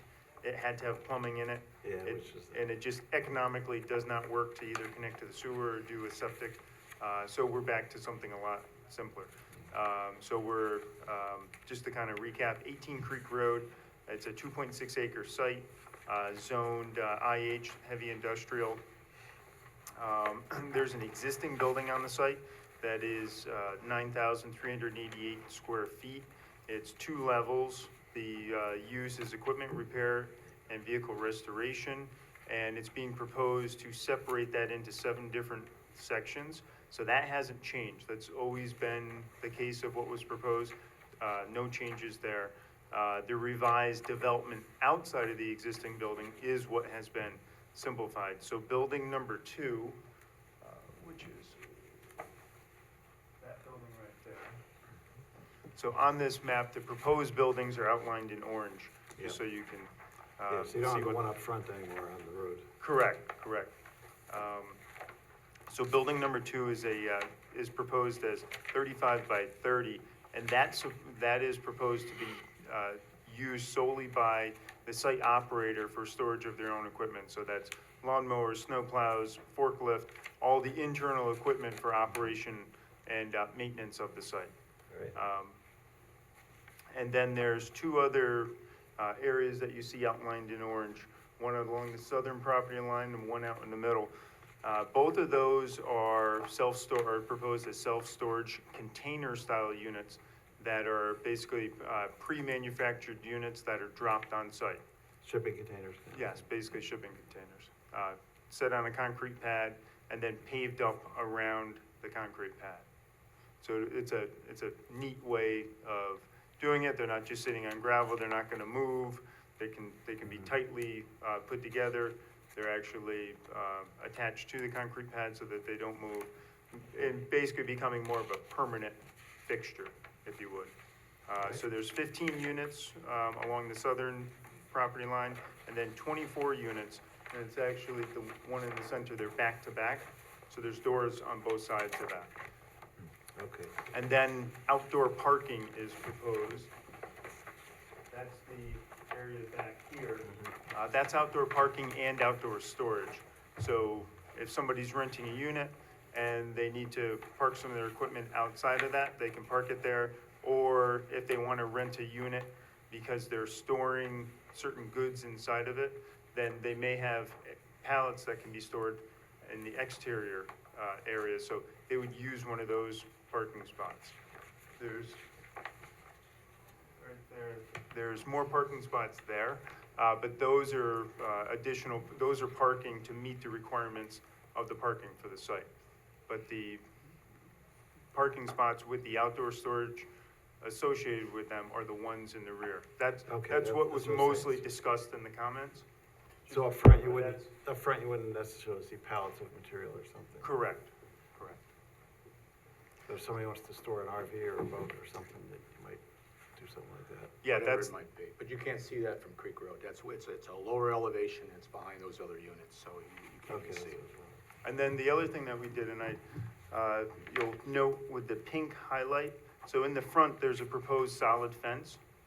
That's to help, because we had a building there originally, so that's to help block that view from Creek Road, just in case that you don't look in and just see vehicles or parking, even for everyday parking. So we proposed that fence there, and then you'll see the pink line in the back too, at the edge of the parking. That is a guardrail, and then a proposed solid fence in the rear as well too. And then the green line that you see in the back, that's the rear limit of disturbance, and at that point, there is a temporary fence proposed, a temporary construction fence, and a turtle barrier fence is proposed at that location. So the green, that is the ultimate limit of disturbance in the back. And then it drops off down to the creek there. Yes. So that's pretty much the plan now, like I said, very much simplified. Is anything happening to the main building number one? Is that, at one point you were extending that, or is that still? No, it's the existing footprint. It started out as 5 individual spaces. When I bought the building, we're gonna make that 7. All right, so just working within that existing building. Yes. Right, and the fence up front, what were you thinking there? Just a vinyl thing? Yeah, we were thinking a solid vinyl fence, if that's acceptable to the board. All right, thanks. All right, Eric? Sure. It's come a long way. You sure you don't want to build a donut shop? Just like you might want to change. Everybody's laughing but me. These revisions, let me just comment, are based on comments over the past year. You know, we submit, we get comments, we submit, we get new comments. So I've been navigating the comments, okay? I'm hoping that, and I can frankly say, like, this is the last one here, as far as I'm concerned, okay? I'm hoping the board is kind of tired of looking at this kind of like I am, and that we can all agree upon, you know, this is it. We clean up whatever little housekeeping that needs to be cleaned up. You know, I'm trying to improve the property. It was a derelict property, left in disrepair, and, you know, I'm here to make it better. I think you all know my project next door at 16 Creek Road. I think that's a very respectable property. That came out nice. And it was nothing. There was nothing there before I got it, okay? It was a bunch of tractor trailers parked on the lawn when I bought the place that I got rid of. So I'm trying to do a similar thing here, doing my part to try to clean up Creek Road, so. All right, thanks for trying to work within these regulations that we got. So do you think they're ready for? Yeah, so it's ready. We just have a few comments, clarifications left that we'd like to see on the plans for the next time. The layout seems fine. There's a few items we'd highlighted for board discussion in the comments. So we're recommending that you talk about, you discuss those and indicate your preference. And otherwise, we provided you with a resolution for a negative declaration. And then since there are a number of variances required, it would need to go to the zoning board. So we're recommending that you keep the public hearing open, adjourn it, and then after the zoning board considers how to act, they can come back to the planning board. Yep, that's the usual procedure.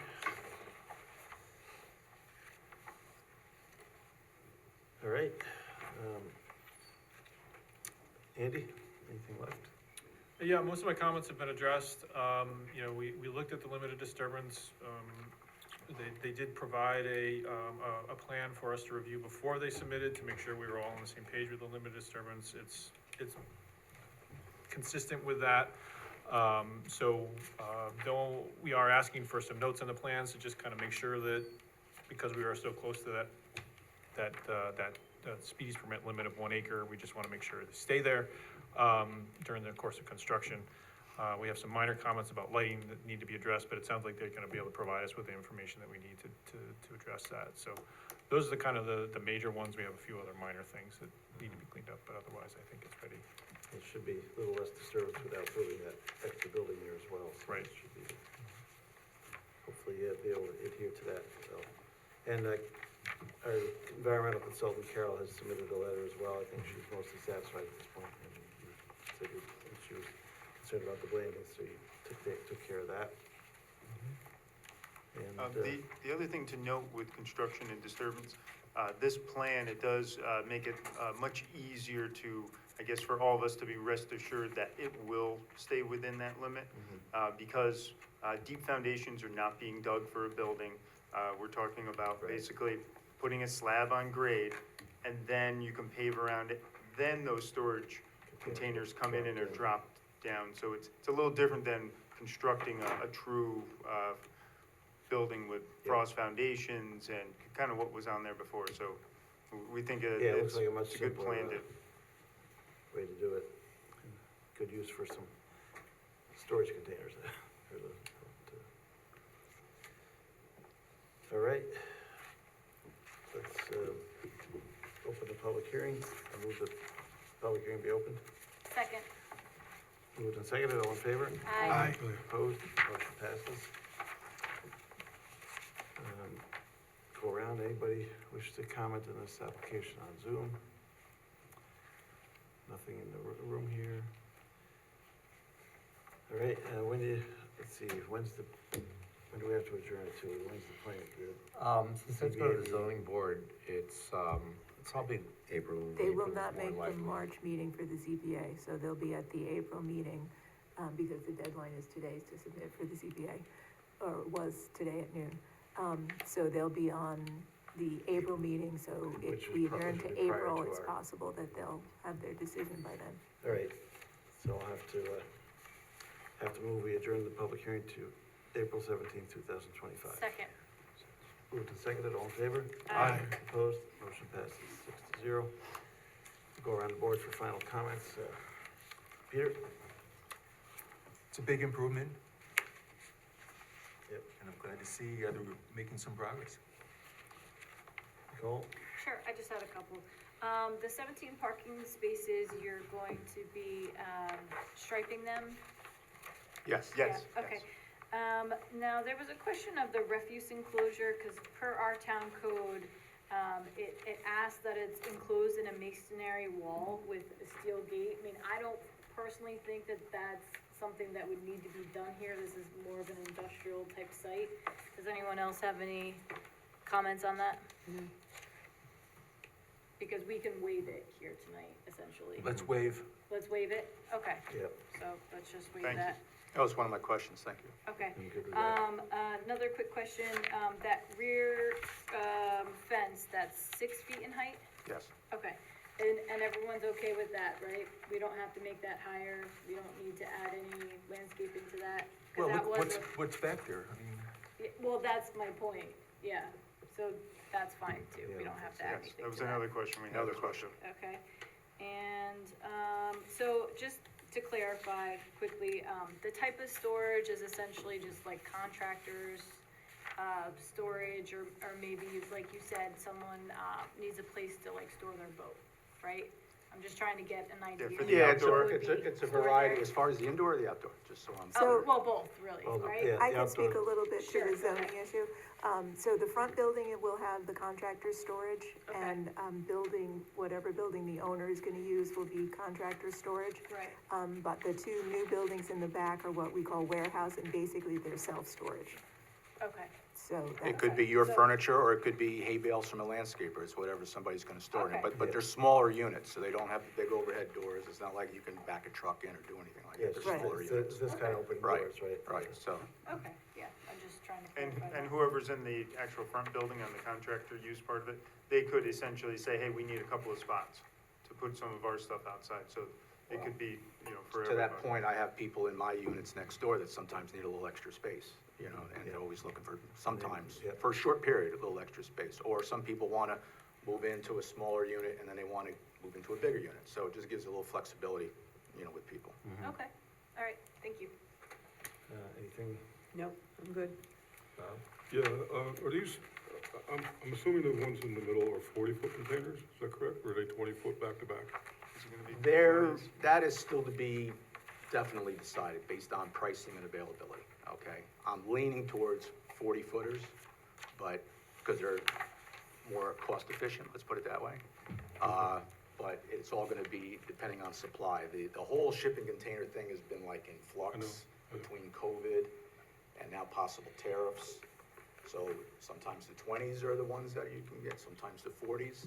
My preference is to go with the 40s, and 40s you can get a high cube, so it's that extra foot. So that's really my preference for those. That was my next to question. go with If you're the, gonna be high to go with boys, the you're not 40s, 20s. because you pick up the extra foot, so. And it looks like the other ones against the fence here, they're 20s? Those are 20s. They're 20s. Yep. And the 40s, they open rear? Both ends. Both, okay. You can get them both ways. Right. Open one end, but I'm gonna have open both ends. Okay, okay. And are they new or are they used? The ones I'm gonna get they're called new, okay, They come but over once. they're one use. Right, right, I understand. So they're like Okay. new. They just been shipped one time, they're not all beat up. Just thinking about Yeah. the condition. that was the- Yeah, because I don't need a headache. I want It's the doors that question open I nice had and too, easy, yeah, and yeah. they're- But they're considered new, but they've come across the ocean one time. Yeah, we've got the trade and balance, I think there's containers piling up around our country somewhere, so. Okay, that's all I have, thank you. So, two questions. One, I had the same question, but a follow-up question on that is, do you know what was shipped in these? In other words, nothing hazardous, nothing that requires any kind of cleaning or testing? I can't, I mean, usually it's merchandise, and if it's anything hazardous, they would have the placards on it. You have to put a placard on a unit to ship anything hazardous, they just don't, you know. So, They would have to warn you that it was. yeah, I mean, I can look into that a little deeper and try to get you a better answer, but, as far as I know, these things are just merchandise. Everything that comes for Amazon, from China, whatever, that's what these things are for. No so. cannabis. No cannabis, yeah. That we know of. And I inspect them too, it's not like I'm just gonna have them show up, I mean, obviously I wanna know what I'm buying, so I'll be inspecting them, so. My other question was, the green turtle fence, is that intended to be permanent? No, it's only temporary for the construction, duration of construction. Okay, that was, Yeah, that's what those turtle fences do to help, because they might be wandering around during the site and that keeps them. so then I don't have any follow-up keeps them out of the questions way on of that. the heavy equipment. Thanks, Mike. Do you have any idea of what the color of these containers are, or are they just? Beige, to match my other buildings. Trying to get the beige ones to match, okay. Sounds good. I mean, they're all in the back there, down the hill anyway, so it's not, visible from Creek Road, for the most part. Should I have any other questions here? You guys okay with the 17 parking spaces, right? That was one of Eric's questions, I think. Yeah, That along, seems to be, along the back there, you mean? no, I think, Or the, well, on the side? what's the comment? The comment was their tabulation shows 18 required, they're proposing 17, board can allow fewer by Oh, discretion, we yeah, think it's that's fine. That's It's your fine, discretion. that's fine for the site. And the other one we were asking was the waiver for the refuse enclosure, and we did that, Thank you. refuse waiver. And so I think we're ready to go for Cecil. Okay. Move the planning board determine that Duchess Maxi Storage 218 Creek Road site plan will not have a significant adverse impact on the environment, and that no environmental impact statement will be required for the reasons set forth in the secret negative declaration for an unlisted action dated February 20th, 2025. Do I have a second? Second. Moved and seconded for seeker. All in favor? Aye. Opposed? Motion passes 6-0. I move the planning board determine that the application is incomplete, defer action on this application, and direct the applicant to respond in writing to comments of the planning board and those received from town departments and agencies. Said response to be reviewed by the planning department as to adequacy and completeness, inclusive of and not limited to the following 1 through 9. And do we specifically have to mention the waived garbage? We Or did, we already took That's it. included in Yeah. the comments of the meeting, okay. Is there a second for that? Second. Moved and seconded, all in favor? Aye. Opposed? Motion passes 6-0. You're good to go to the ZBA for those variances, and then, we'll clean I it up. just had one question. Clean it up in April. You asked and we answered 3 of my 4 questions. There was a comment about the trees in the front, not the ones in front of the fence I'm proposing, but in that triangle, okay? So there's existing trees there now. To put more trees, I gotta cut all those down. I'll cut them down, I just want everyone to be aware of it, and I'll show more trees in the front, but I'm cutting trees to plant trees, so, that's why I've got the 3. I can stagger them a little bit, obviously I'm not gonna put them over top of the water line, but, there's not much space there for more trees unless I cut down what's there, so I'll do whatever the board's. Why don't we just follow up on that? If there's trees there, I would agree, the plan didn't show trees there. So we asked for, Yeah, we'll take a it look. looked like an open space with no trees, so we Oh, no, assumed this it might is need some more existing- screening. there's So if the existing plan stuff had there. showed, so if there are trees there, show the existing trees, and we don't need to add more. Okay. Yeah, we'll go out and take a look at that, Okay. for the next time we can. I'm not saying they're anything, they're not like red Japanese maples or anything like that, Yeah. but there are As long as existing they're not trees. all dead or I something. can clean the vines off them and clean them up a little bit, and, Yeah, okay. sounds like a plan. I also suggest, that just to, go through the rest of these things, I know you were concerned about coming back and doing all the responses and everything. We're happy to sit on the phone with you or a video, just to run through them and make sure that we're on the same page with the next, when you come back. What I like to do, not to mention, thank you, Eric, I'd like to just do, like one cleanup plan have you review it before I go to the print shop for 17 copies and just make Yeah. sure you're satisfied with everything, and then I can do a full. That make sense? Well, I'd rather, it would be easier to kind of just go through it, so we're on the same page with where you're going. Yeah, with it. before- Before you spend the time drawing up the plans, just run through them so that we're on the same page with what you're gonna be doing.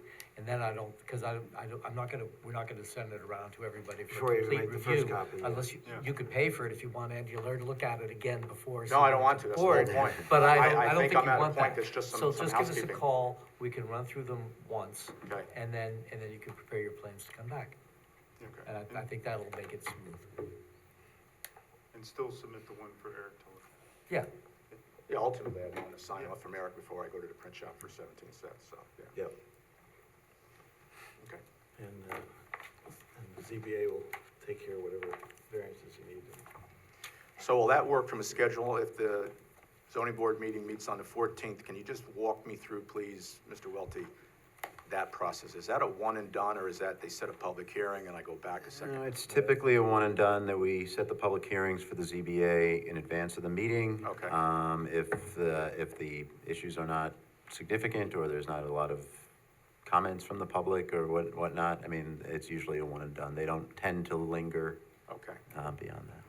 Is there any other application I need to file to get on that agenda, or? You need to talk to the zoning department and Okay. just fill out the area variance application, absolutely. Yeah. Okay.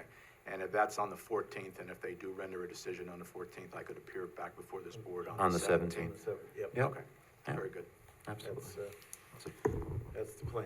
Pretty standard process. I did have one more thing, it's in my car, I didn't bring it with me. There was an issue about lights. And on the north side of the property line, currently I'm over the limit on the lighting.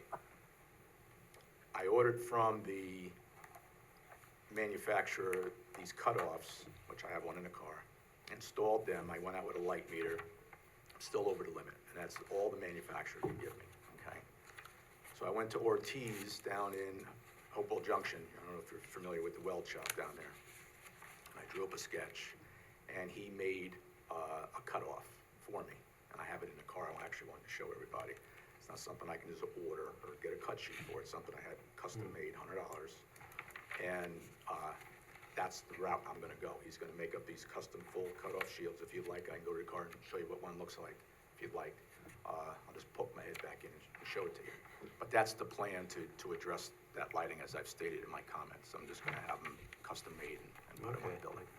Okay. And once you have those on, then you'll be at 0 at the property line? Okay? You gotta understand, One of the the building is very close to the property line, so Yeah. it's a hard balance between getting to 0, and I'm industrial, And and you it's a need- road. and You you know, need north some- of that north property line is a road. It's Yeah. not like a bedroom window. It's a road. The school buses use it, okay? Yep. It's a road, so, It You needs, Because the other alternative would just be to add it to the list of variances that you need from the ZBA. On the off chance, and, you know, if you don't have them made and installed and you're not sure if you're gonna reach 0, it might not be a bad idea to get a preemptive. I wouldn't argue with that logic at all, no. yeah. And then you can tell the ZBA, it's an industrial piece right to the north, the building is Right. existing, and Right, they're, and I'm making my best effort. I And you're gotta making your understand. best effort. Exactly, Yeah. and they can give you variance on that. so err on the side of caution. get the Okay. variance, Yeah. Sounds good. Thank you. All right, thank you for your Thank time. you. Good night. Yep, good luck. Vassar College admissions building is up next. Good evening. How is everyone tonight? Hi, How you Ken. doing, Ken? Ken, Good, and yourself? All right. We are here tonight for the admissions building. As you know, we were approved in May of 2023, started construction, and during construction, there was some discussion over the Gordon lot. If I can share my screen.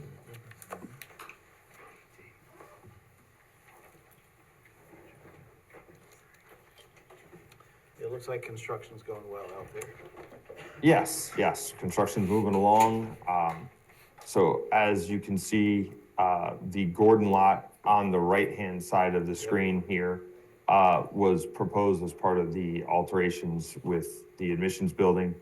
In that, there were existing 23 spaces and we were reworking it to get to 35. So we were adding 12 spaces. Through discussion with Vassar, we basically determined that it would be more in line with the needs of the school to relocate those a little further, a little closer to the Gordon Commons building, to which we've got the application proposed to 12 spaces parking along Kenyon Drive, shown here with the red highlight or bubble. And those 12 spaces are located just behind the building, and it'll give access for employees and people within the building as needed in this area.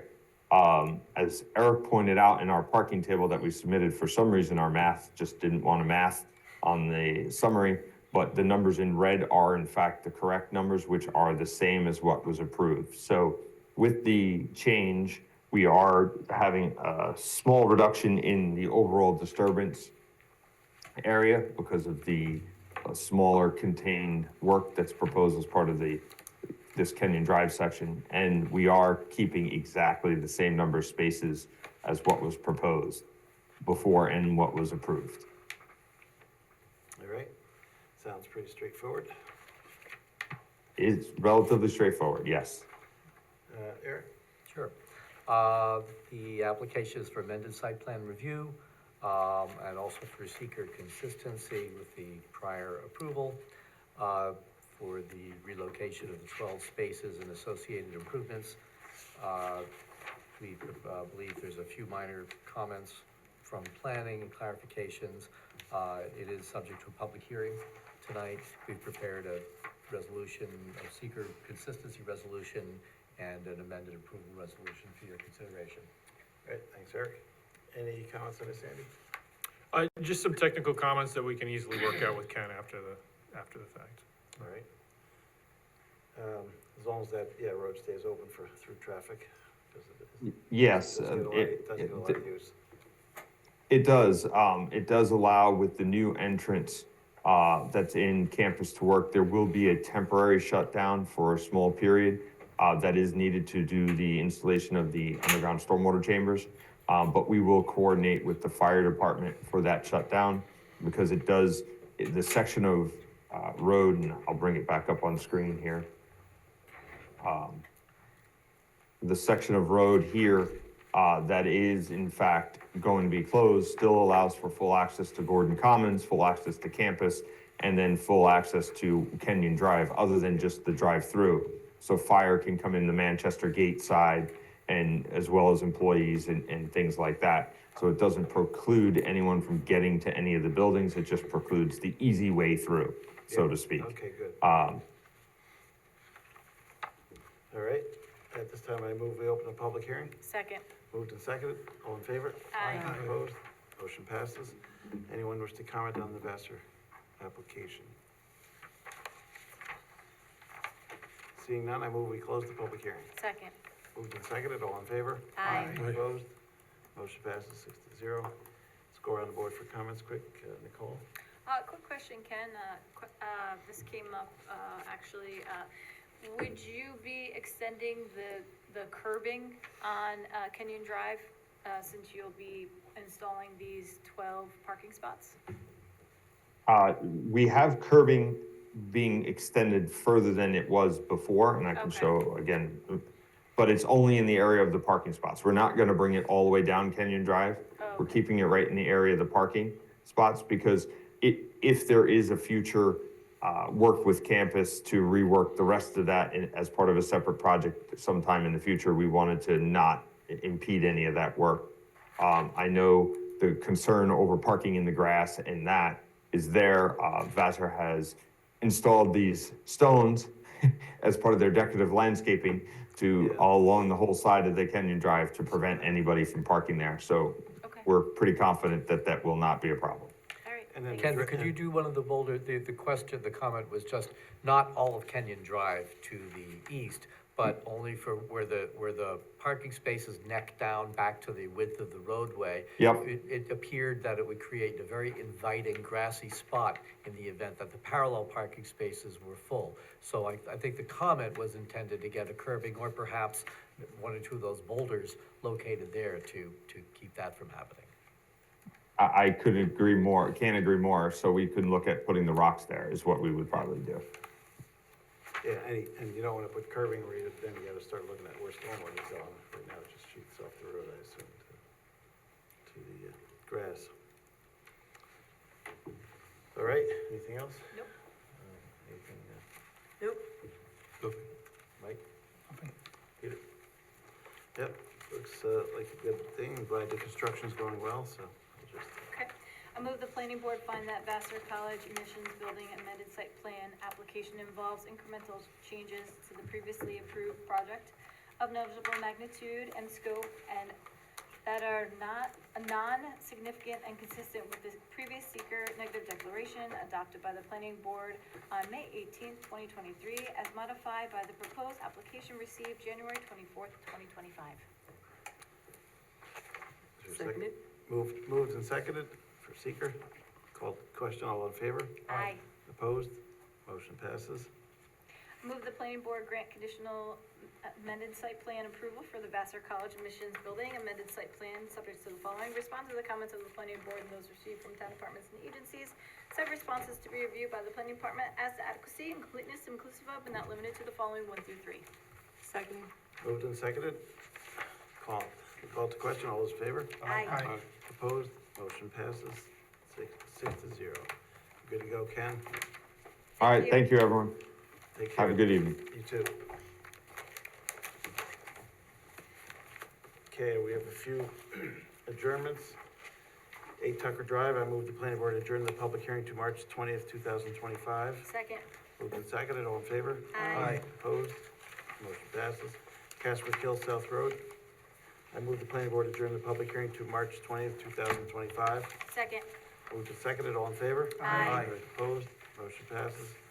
Manor Hill Project, I move the planning board adjourn the public hearing to March 20th, 2025. Second. Moved and seconded, all in favor? Aye. Opposed? Motion passes. Serenity Greens, I move the planning board adjourn the public hearing to March 20th, 2025. Second. Moved and seconded, all in favor? Aye. Opposed? Motion passes. And Spark Car Wash, I move the planning board adjourn the public hearing to March 20th, 2025. Second. Moved and seconded, all in favor? Aye. Opposed? Motion passes. 6 to 0. This time I move we allow public comment on other agenda items tonight. Second. Moved and seconded, all in favor? Aye. Opposed? Motion passes. Anyone wish to comment on the remaining agenda items tonight? Seeing none, I move we resume the meeting. Second. Moved and seconded, all in favor? Aye. Opposed? Motion passes again. Next up is Vertical Bridge on Pendle Road. Come on down. Good evening, everyone. Hello. Just going to connect to the Zoom so I can share my screen. Okay.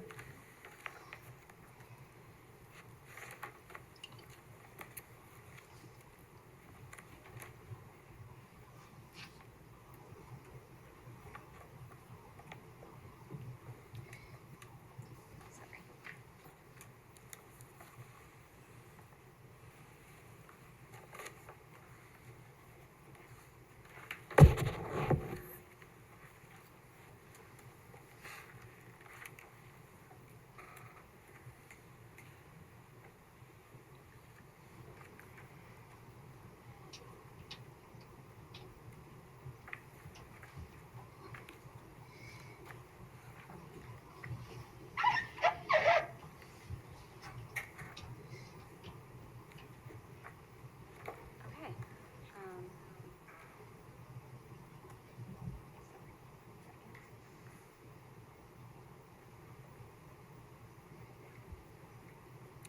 Share your screen or? Yes, I'm just trying to turn this off. There we go. You might want to mute the Yeah, I think speaker she on your just did. computer so it doesn't feed back in the microphone. I think I think think I'm she just there did. now. Yeah, Okay. Yep. maybe. Does anyone, is this working? We don't see anything on our end. I haven't shared yet. I meant okay. The audio seems to be working. Audio-wise. Yeah. Okay. Okay, yeah. We're good. Okay, here we go. Fire So, away. going now share my screen.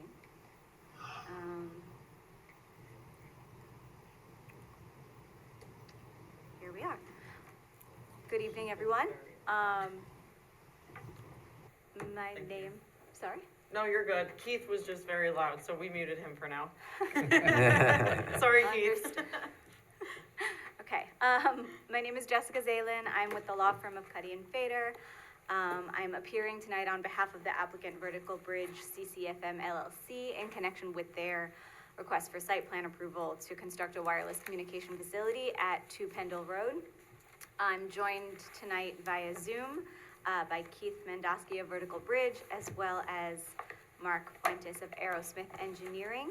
And we are all here tonight to continue discussions with this board related to the applicant's proposed installation of a 150-foot wireless communication tower and associated equipment to be installed on the Town Square Media property.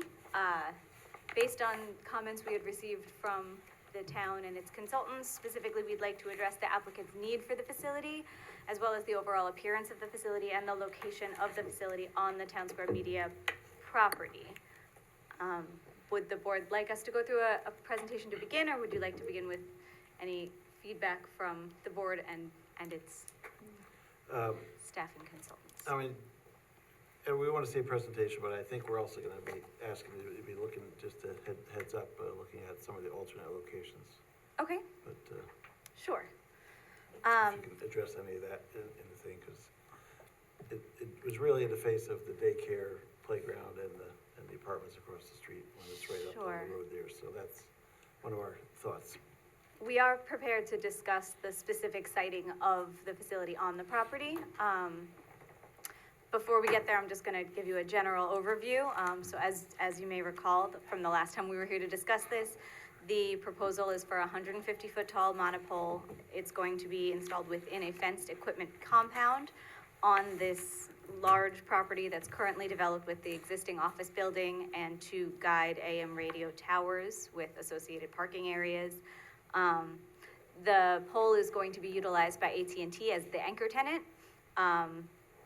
AT&T's operations will be located at a center line of 145 feet, and the tower is designed to accommodate wireless equipment of up to 3 additional carriers below AT&T's equipment.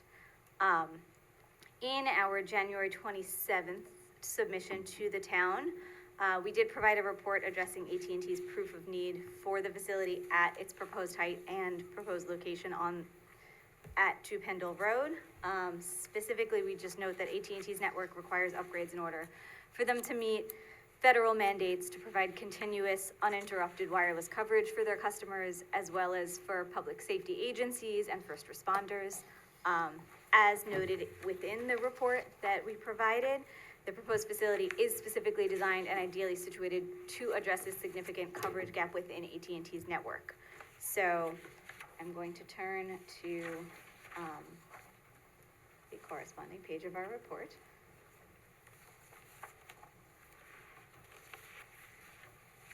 I'm trying to turn to the corresponding page of our report.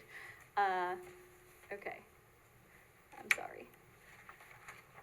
So, as you see here, this is the existing coverage in the vicinity of the proposed facility. While I'm not an RF engineer, generally to address these gaps of coverage, we want the whole area in the center here around the facility to be lit up in these reds and pinks that you see in other areas. Adding the facility. This here shows the coverage that the proposed facility provides on its own without any contributing coverage from the other existing facilities in the area. And then this shows what the coverage will look like in the general area once this facility is online in conjunction with other operating facilities. These plots show that the proposed facility will greatly improve the coverage. The facility is designed to help eliminate gaps, specifically in the area of the Dutchess Community College. So this will help for on-site connectivity for students and faculty, as well as for other residents nearby. Excuse me, and it'll provide both in-building and outdoor coverage for all members, of the community and all, all of those who live and work nearby and attend school. Yep, but Yes. but the students should be studying, not binge watching, Well, the students, I just needed to connect to the internet to share my screen with you for this meeting. There are plenty of reasons for us to use connectivity that don't involve binge watching. And I mean, as we all shift towards a more connected universe, a lot of college campuses are wired and require the children, the students to be online during class, reviewing materials virtually, participating in their lectures in a way that involves a computer interface. And all of this connectivity will contribute to their ability to do that without these interruptions in coverage. Yep. So, with respect to the appearance of the facility, in our January 27th submission, we also included a visual analysis of the proposed facility that illustrated locations in the surrounding area from which the proposed facility will be visible and provided photo simulations of the facility from these locations. I'm just going to jump to that portion of our submission so I can show that to you all. So here, you can see all of the locations that were surveyed during the balloon test, which was performed. So essentially, a red balloon was floated at the height of the proposed monopole, and right. photos and then simulations were provided from these nearby locations as depicted on the map. So 25 locations were surveyed. Conservatively, it looks like this would be visible from 13 locations, although from at least 7 of these sites, it looks like the facility will be largely hidden behind or blend into existing trees. So I'll just run through, I'll just run through some of these views for you all to be able to observe.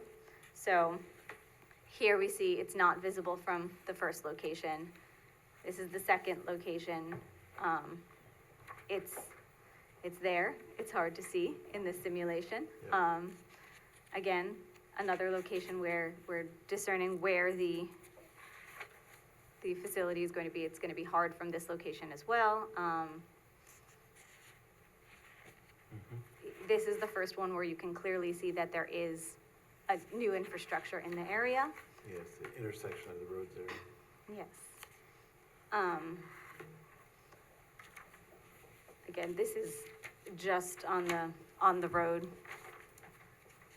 So we do have a few locations where it will be visible, but for the majority of these locations, one or both of the existing poles is also in view. So frankly, the visual impact of the proposed facility won't be significant as compared to existing conditions. I'm just going to quickly scroll through these. If there's any that you'd like me to stop on so you could take a closer look, please let me know. We are nearing the end. And then we will turn to, as I know you are very interested in hearing about. I don't know if you can go back to, for the board to go back to locations F, G, and H, Sure. where it is the most visible, just to Yes. cover that. Looks like it's by a wooded area. So that's that F there. This is F. So that's near the daycare. And then, So you can see the pole. You can also see the existing AM pole next to it in the yeah, same photo. it's further in the background there.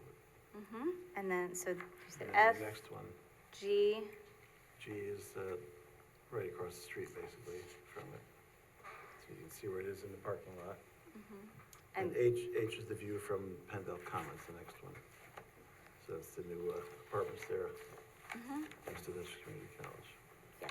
I mean, in this one, it looks, I understand that this is gonna be significantly higher than the telephone poles in the area, but from this vantage point, from kind of a standing vantage point, it does not look significantly bigger. And again, the existing tower on the property exceeds the height of this one and visually appears to exceed the height of the proposed tower. Yeah, there's some topography things in play there as well, but. Definitely. All right, continue with your. Okay, so then to talk about the location of the facility on the property in particular, we understand that you're interested to know how we landed on this location of the town square property. Vertical Bridge had a study prepared that analyzed 12 separate locations on the property to confirm the optimal one for the facility. This was submitted to the town with our January 27th submission, and I'm going to pull up that study, and while I do so, I am going to ask Keith if he can give the board an overview of this study and the conclusions.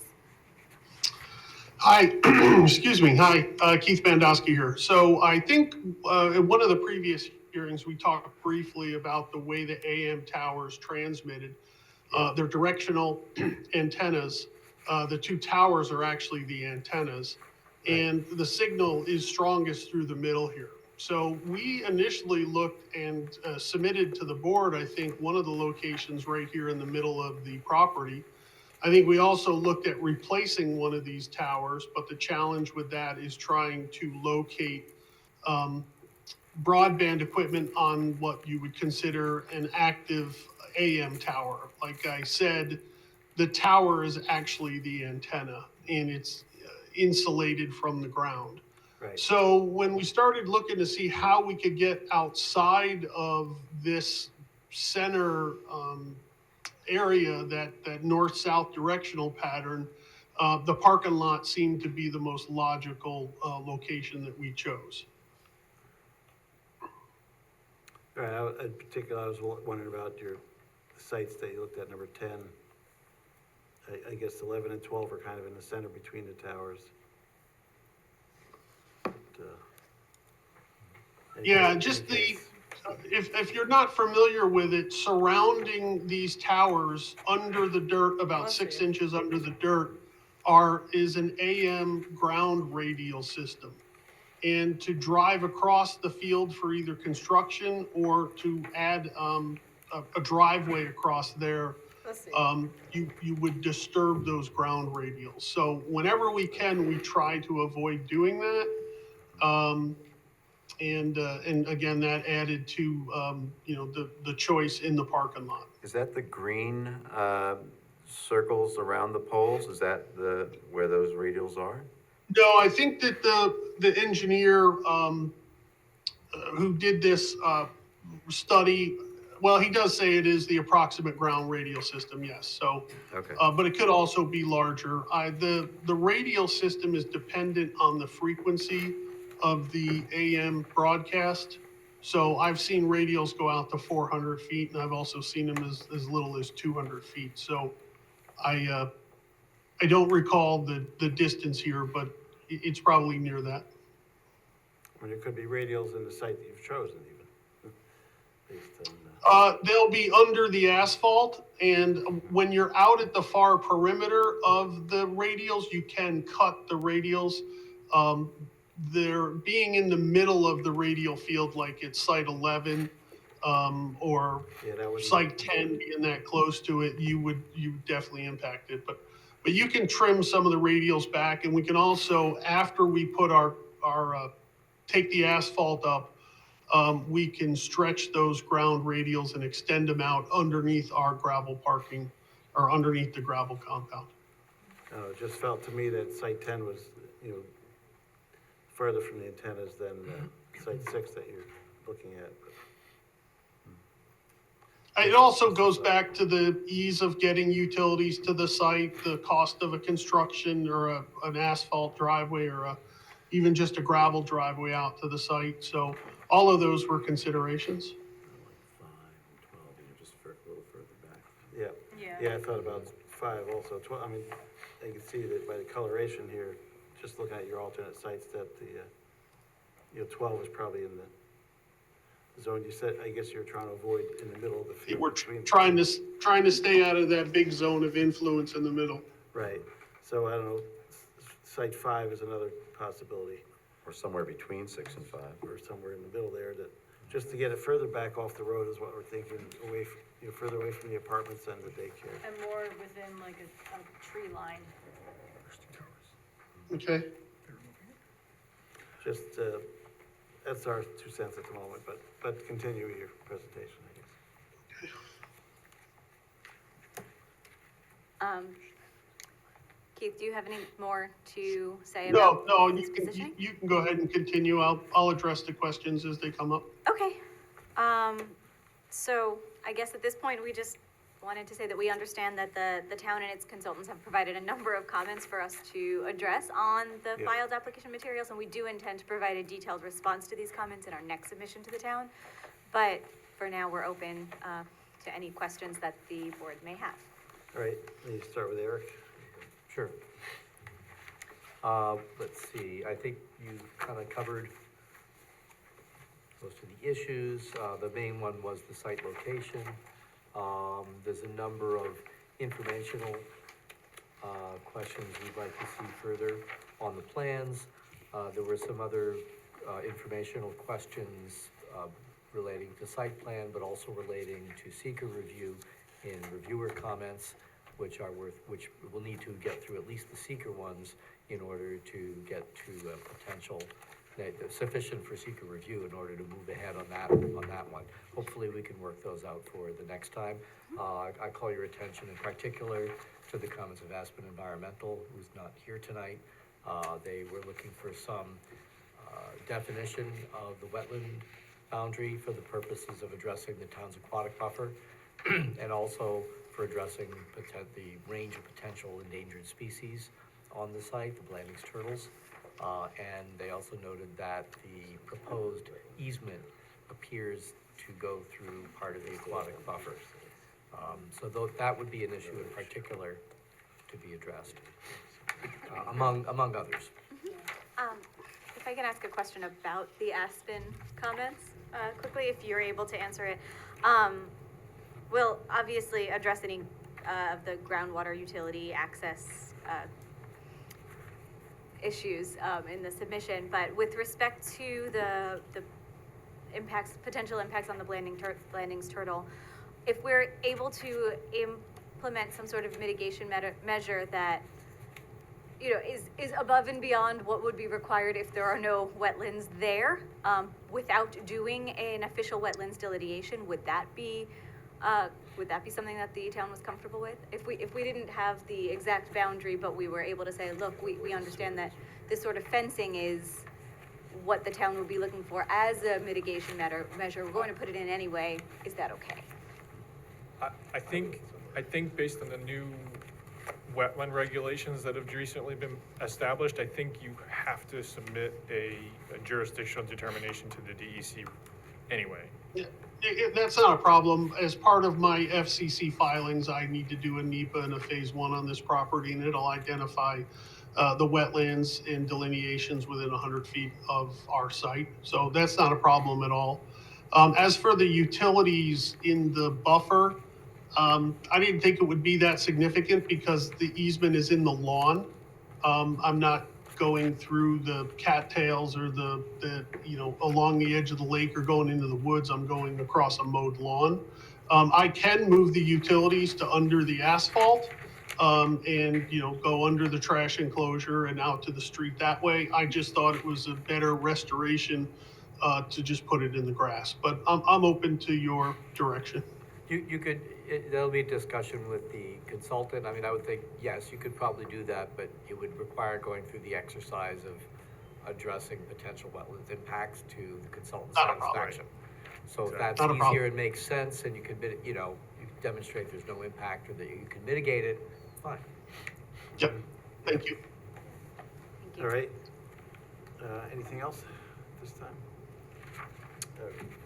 Nope, we have a resolution to defer the application for your consideration and encourage you to discuss with the applicant. And there's comments from Andy and the consultants. Yeah, I mean, our primary concern with this location and this application right now is the existing town sewer line that goes through the site and is relatively close to the proposed site. So we're interested in the installation methods that are going to be employed, particularly the foundations, if there's rock, how the type of equipment that will be used to make sure that we don't have any damage to that line. So That's not a problem. As we get into the permit set, the full working plans, we will, and we get the tower drawings designed and we understand the weight of the base of the tower and the size of the crane that we need. will evaluate if full matting is needed. Most of the time in speaking with the crane company, when we're on an asphalt parking lot like this, the sewer, the storm sewer or the sanitary sewer is gonna be at least 5 feet down. The point weight of a crane for roughly this size lift could be displaced with the standard pads that they bring along with them that they set up on asphalt whenever they're erecting the crane. So I don't see it as a problem, but we'll show you whatever's necessary. We did another site here in the town of Poughkeepsie last year, and I saw the extent of the crane mats that we needed out behind the building at the iHeart Studio on, I think it's on Tucker Drive, actually. Drive, yeah. Yep. So I understand what you're looking for. I did not go through all of the extents of that because, you did have some questions about the site location. So I didn't want to go through all of those exercises. The point today, I think, is I'd like to get the site location nailed down so that we can move forward to the next step to give you all that detailed information. Yep, all right, anything else, Andy? No, thank you. Yeah, I just my 2 cents, I think because I did go out during the balloon test, and that's why I'm questioning the site.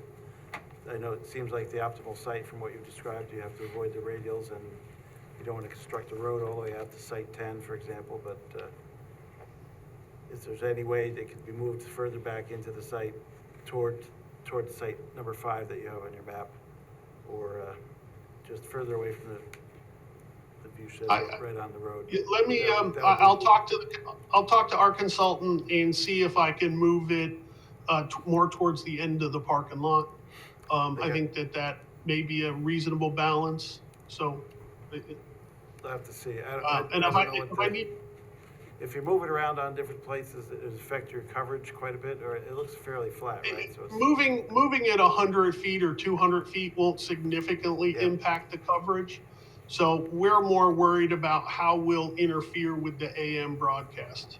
yeah, you have to keep that in mind. So, yeah, trying to keep to the blue or darker green areas on your map there, basically, around the edges. That's right. I mean, it may be that before when the applicant has the information about other alternative sites, it may be worth a Zoom meeting with the consultants and Carl to talk over what the possibilities are and what available and what not. Before you spend more, Right, and we do have Susan on the call, on Zoom also. Yeah, we should get her. but it sounds like, generally speaking, Carl, what you're recognizing that, some of these other sites further away probably aren't maybe as realistic, but if it could be moved back somewhere between 6 and 5 off of the road a little bit further, that might be a compromise that would be acceptable. And the sewer easement has like angles out and then back. Mhm. So that may be further from the sewer line as well, if you can move it, halfway between 6 and 5, for example. Okay. So just that's what I would want you to explore, at least. We'll go around the board to see what. Keith, maybe also you could refine the response to the earlier question from the board about the location of the underground, I forgot what you called the skirt, the radial wires. Radio wires are, well, that's from the towers, but I don't know if. Because I remember, I think on the last application, they were actually shown on the map. I don't know if anybody knows where they are. Yeah, I think you're right. I just noticed that the 1390 is shown there. And usually the higher the frequency, the shorter the ground radials are. So I'll venture to say that radius that they have there is close. So.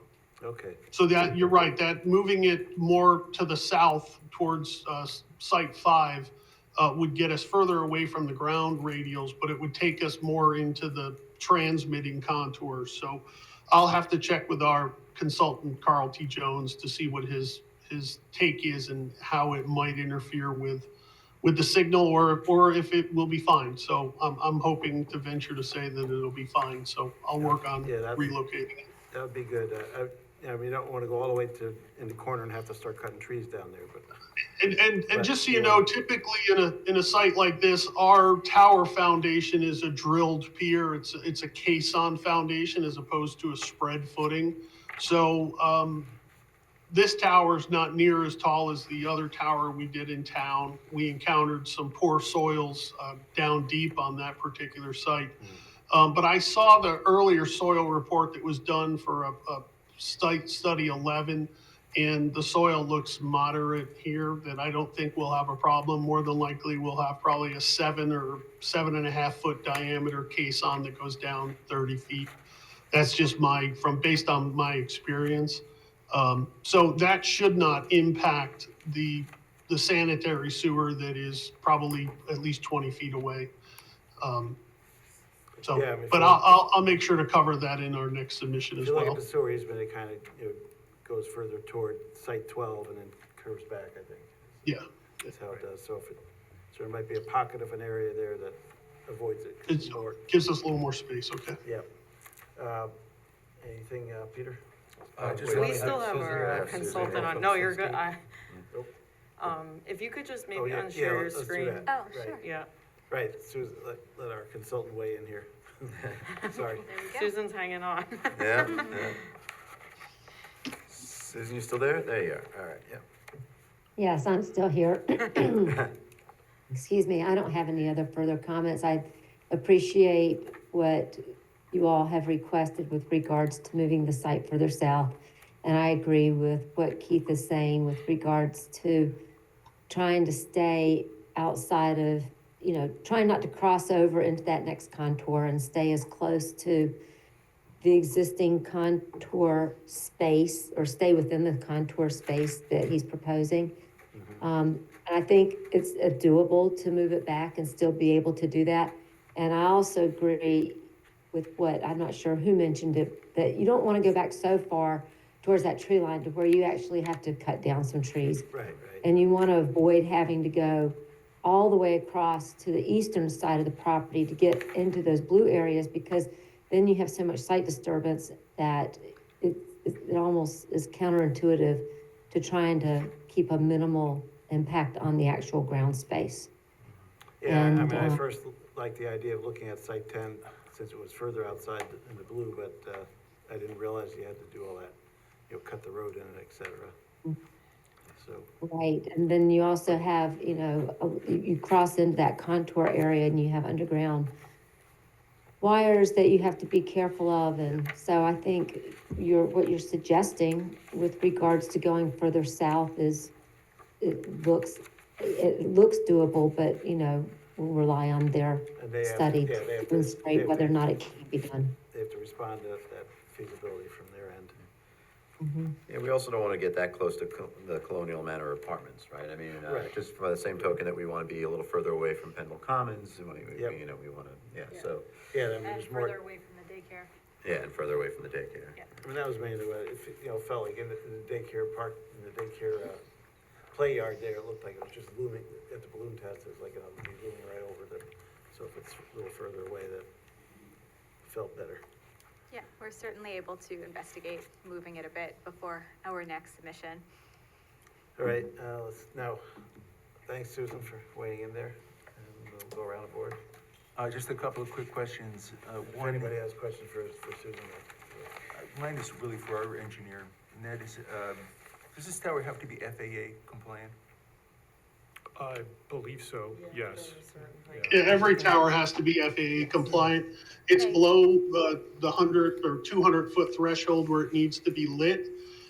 We have gotten preliminary, it's called Tower Air. It's a software that we put in the height of the tower and its location, and we have not gotten any indications that it needs to be lit at the height that we're at. Okay. We actually, in our last submission. Ask and answered, it's fine, Yeah. thank you. Oh, okay. You asked a question to Aerosmith. Geotechnical reports used in the design of the monopole should be submitted for review. The response was geotechnical reports have not been completed pending approval from Town of Poughkeepsie Planning Department prior to completion. Now, I don't know if that's a grammatical error or not, but we would want to have the geotechnical report before we approve the project. So we would like to Well- have something, yes. That's fine, but if I would have done the soil boring at the location that I have on the drawings, I would have wasted a significant amount of money. So what you meant to say was, prior to approval of the location of the tower. Yeah, that's correct. So we'll turn it in as part of the permit process, but everything we do will meet or exceed your codes. Okay, so long as you understand it, we will need to see the geotech report prior to the approval. Okay. Is that something that we could consider as a condition of approval, if this board is able to grant can't site approve it. plan approval for the location, subject to the submission to staff and to CPL of a geotechnical report The answer- and foundation excuse me, design that Excuse me, meet? the answer is no. We want to see the geotech report before the approval. I have a geotech that was drilled out in the middle of the field for the last submission. Do you want me to get one specifically for the exact location? I guess I'm not making myself clear. Once we decide what the location will be, then we'll want to have a geotechnical report done for that location. That's fine. Okay. I can do that. Right. Thank Yeah, we you. don't need to go drilling holes everywhere, just. That's exactly right. Thanks. So we do want you to explore that, alternate location that we discussed. Thanks, Peter. Let's see, go to Mike next. Hi, a couple of questions. One, I think this might be a typo on your survey, on page 1 of 4 in Exhibit J. Your Tower 2, it says to be removed. From what you're talking about, these two towers are gonna remain, right? Oh, no, that was one of it is a typo. It's from the previous submission that we had done in 2022. So I'll have the survey update. That tower does need to remain as part of the AM signal. Yeah, Tiger Drive, they did remove the old one and put a new one up. And then my other question was, is there an existing site plan for the structure and the parking lot is built? Because if there is, and they are going to occupy parking that is existing, does that change, does that violate the existing site plan? There is We a are- site plan on file. It is not very detailed. We So gotta does- make sure there's enough parking still if they wind up in that spot. We did ask them to address the parking, the whole site parking demand for all of the respective uses. And if I recall correctly, the response was that the telecom facility won't have any parking demand. But I don't know that that answers the question because the proposed facilities will take up. I think what we need to see is that the demand of the existing uses on the site can be met by the parking area and circulation that will remain after the proposed facility is built. That's fine. One of the first things I asked the engineering company was to do a parking count based on the current occupation of the building, how much office space they had versus how much warehouse space versus how much studio space they had. And he came back that minus the sites that we're taking for the new compound, the property still had an adequate parking count. I don't know those numbers off the top of my head, but I will make sure that table gets put on the next site plan when we submit. There's a couple of comments that relate to that too that will help. And if you are able to choose an alternate location that, it doesn't affect the parking at all, that's currently there. That's right. All right, anything else? That Mike? was it. Bob, anything? No, I have nothing. Nothing. No, he covered it. Yeah, I mean, this was something that came up. We were talking about if this fell or came apart, how does that happen? Is it falling like a tree? Is it condensing within itself? Can you elaborate on that? Yeah, so typically, and I've been in the telecom business for 30 plus years, And I've done a lot of forensic studies. I'm based in Chicago in the Midwest here, and we get more tornadoes than most. And part of my role at Vertical Bridge is I do what's called drop and swaps. So I have a site in Tallahassee, Florida right now that collapsed from a tornado earlier in the year. I had a site in Boca Grande, Florida that got taken down by Hurricane Ian. I have a site in Albuquerque, New Mexico that was 600 feet tall that got hit by a hot air balloon at this last Albuquerque Balloon Festival. And it took the 600 plus foot tower down.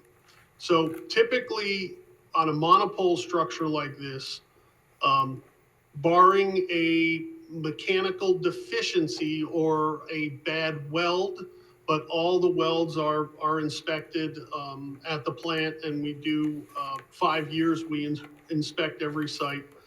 But typically one of those two towers that's on the site now, one of those guide towers, as soon as they lean a few degrees off center, they start to fail and crumble. Basically they destack and come down in the circle. That 600-foot tower in Albuquerque, New Mexico, when it came down in about a 100-foot circle around the tower. Okay. A monopole is designed differently. It has slip taper joints where the upper tower section slips over the lower tower section, and it's a slip fit, and gravity and friction keep it in place. Towers can be specifically designed with intentional break points in them so that the tower can fold down on itself. Typically in a wind shear event or a straight line winds on a tower like this, the antennas and the appurtenances on the tower are gone.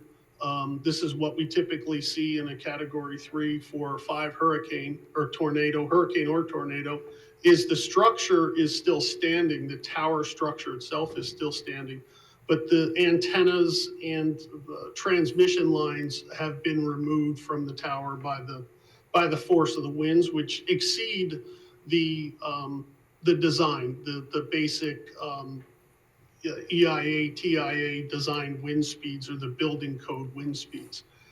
So towers don't often lay down like a tree, like you're cutting it like a tree. When you do see a video of a tower falling that way, it was done intentionally, where they tensioned the guy wires on 2 sides of it, and then they cut one side of it. But even those, 9 times out of 10, you'll see the tower start to lean, and then it'll start to collapse. Monopoles are inherently stronger than guide towers and self-support towers. If I need to design an intentional weak, and I don't want to use the word weak point, but a weaker than the other part of the tower, we could do that. We call it a fall zone. Lots of municipalities have fall zone criteria, and we don't have a problem adding that to our design. Okay, yeah, that's good idea, because we don't want it to, any possibility of hitting the houses or the apartments or whatever. Thank you. Anything else? No. All right. Peter? Oh, you were doing it, okay. Sorry, I went to you first. Well, I guess that's, and you know about the sewer easement, we discussed everything, I think. So my biggest thing is, as I've said, is if you could try to examine that alternate location as a possibility. We'll see, and we'll go from there and talk to Eric. Try to set something up to figure that out Sure. before you get too far Yes. on this particular site. We'll definitely look into that. Thank you. All right, I move the planning board determine the application to be incomplete, defer action on this application, and direct the applicant to respond to comments in writing of the planning board and those received from town departments and agencies, included but not limited to the following 1 through 9. Seconded. Moved and seconded, all in favor? Aye. Opposed? Motion passes 6-0. All right. Thank you, everyone. Thank you. Thank you. See you next time. Next time. Have a good night, Susan, thank you. Thank you, good night. Yep, thanks for hanging in there.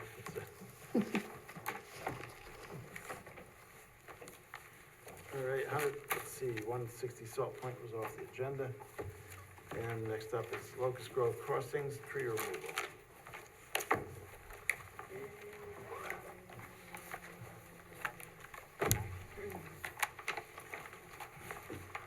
What are you knitting? I'm making a scarf. Very nice. My daughter knits, well, crochets. That's crochet, yeah. Are you almost done? No. Like a third of the way in. All right. Welcome back. Good evening. So, Yeah, so we're hoping to see if we could get a tree felling agreement just to come in and, remove the trees on site before the 31st. for all the conditions, when do you think you want to start construction? We're hoping to have approval May, June-ish at the latest. We already have gone back and forth a couple times with the DOT, so we're pretty sure that's pretty much figured out at this point. And then we've submitted to the Department of Health, so we're waiting to hear back from them, but we've already had a conversation with them, and it doesn't seem like there's Okay, any. but sometimes we don't like to do the tree drop too early if they're gonna be Yeah, hanging yeah. out there a long time, but, all right. Kristen? Okay, great. Yeah, so they're on for a tree removal permit. They also submitted a request for the demo of an existing structure on the site. I think maybe we want to have a conversation to submit for that separately. We can go through the building department. Let's get since the time-sensitive material is related to Yeah. the trees being felled. We're fine with deferring the yeah. structure demo. Right, yeah, so we just had a couple of minor comments related to just documenting the acreage for shrub and tree removal. You might have included this in the full site plan submission, but it wasn't on the demo, I wasn't sure. So just to get a value on that, I know that engineering provided us with an estimate, just to cover like a security. It sounded like you were amenable to that. And I know that that legal agreement has been drafted by council and is kind of going back and forth at this point. So the most critical part of that would just be if this board were to approve felling of trees and issue a tree removal permit, they would actually still need to go to the town board. So they are working through a legal agreement with council and engineering, and then they would have to submit those materials to get on an agenda for the town board, and then would be able to ultimately pull a permit as all those items are addressed related to the agreement.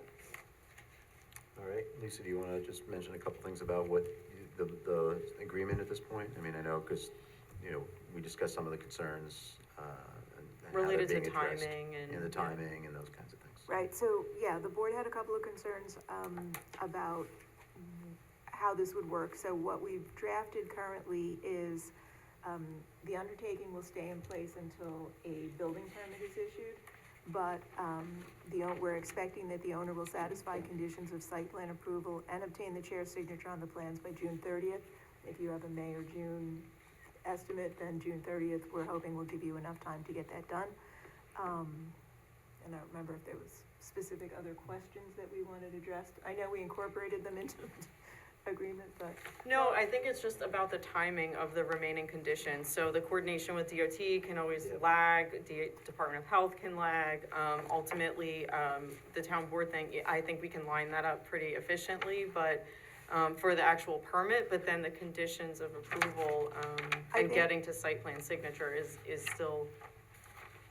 Right, so we're expecting the site plan signature by June 30th, and that's what is in the agreement.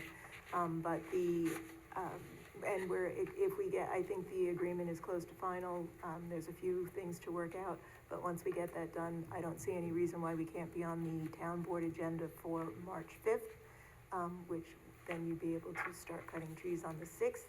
But the undertaking will stay in place up until the point where a building permit is pulled for the work to begin, so that we know that either the project is going forward, and then the trees will be removed as part of the project going forward, or if for some reason the project isn't going forward, the security will be there for either you or us to take care of getting the trees off the property and making it not look like an eyesore on Route 9.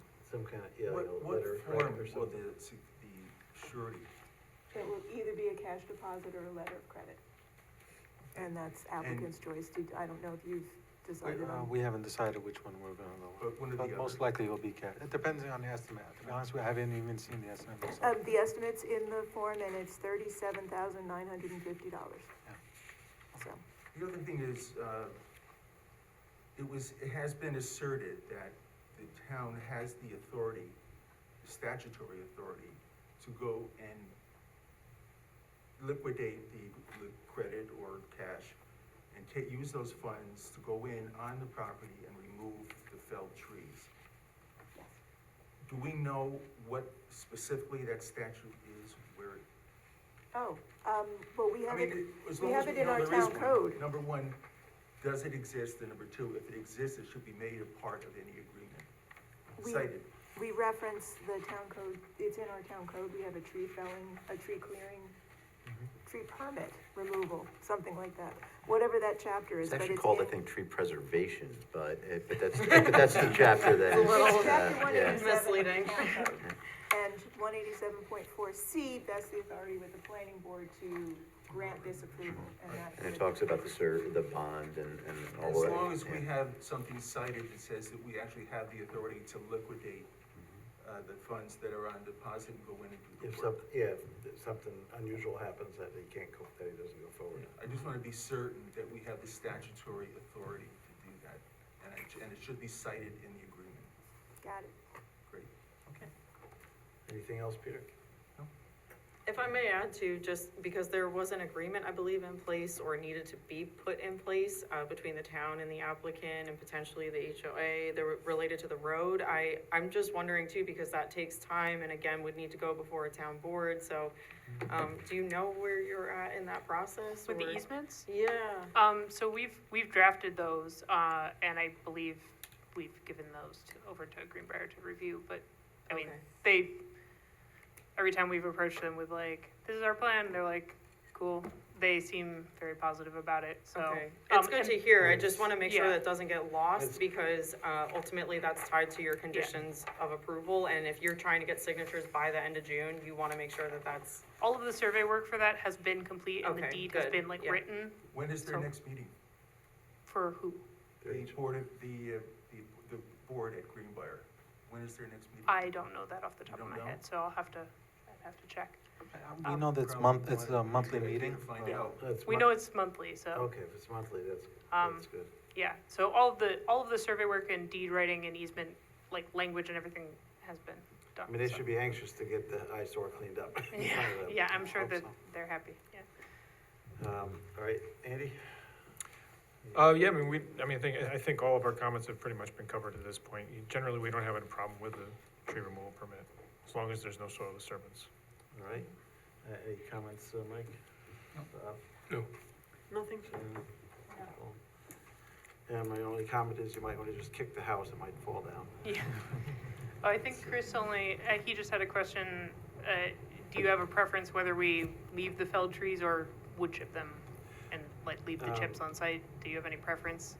I think at this You- point, As part of the tree clearing, you can't bring any heavy Can't, equipment right. on. Okay, so you so, So you it's have just to- a drop in Just the place drop in until you place. get the Yeah. plan signed. because Okay. it's before all the erosion control measures are in place, so in case. yeah, Unless makes you sense. get your Storm comes. speedies coverage, I can see Andy say, yeah. Well, yeah, we also have experience with another a project in the town where they chipped a lot of trees and they made a giant pile of wood chips that stayed there for longer than we would have liked, so, I Prefer think the that was trees. generous. just leave them there until you can take them away. Yeah, sounds good. All right, All right, good. go ahead. I move the planning board grant a tree removal permit for Locust Grove Crossing, subject to the following. Respond to the comments of the planning board and those received from town departments and agencies, and said response to be reviewed by the planning department as to adequacy, completeness, inclusive of, and not limited to the following 1 through 3. Does that include, being subject to an agreement with the town board? It's, Oh, so it's town planning Yeah, I mean, my department comments are, it's included. it's all included in there. And all right, good. Do I have a second? Second. Moved and seconded, all in favor? Aye. Opposed? Motion passes 6-0. Thank you. Thank you so Have a much. good night. Cut the trees and good luck with your project. It's gonna be some nice apartments there, it looks like. Sort of creating chicken run. All right, Dave's Hot Chicken. Dave's Hot Chicken is up next for architectural review. Is there someone here representing them? Yep. Hi, you might want to unmute. You're still muted. Hi. There we Oh, go. there we go. Now we got you. Can you guys hear me? Yep. Yep. Perfect. I'm Carly Clark. I'm from AJ Sign Company. I have Jonathan Traeger with me here. He's the franchise owner of Dave's Hot Chicken. And tonight we are seeking approval on 5 awnings for the new location, in addition to some wall murals, which is all part of the Dave's corporate branding. All right. Kristen? Yeah, very straightforward. It's on for architectural review. I had one minor comment about including, you need to just embed the signature blocks within the plan set that ultimately gets submitted. The applicant did appear before the ZBA, was that just this week or last week?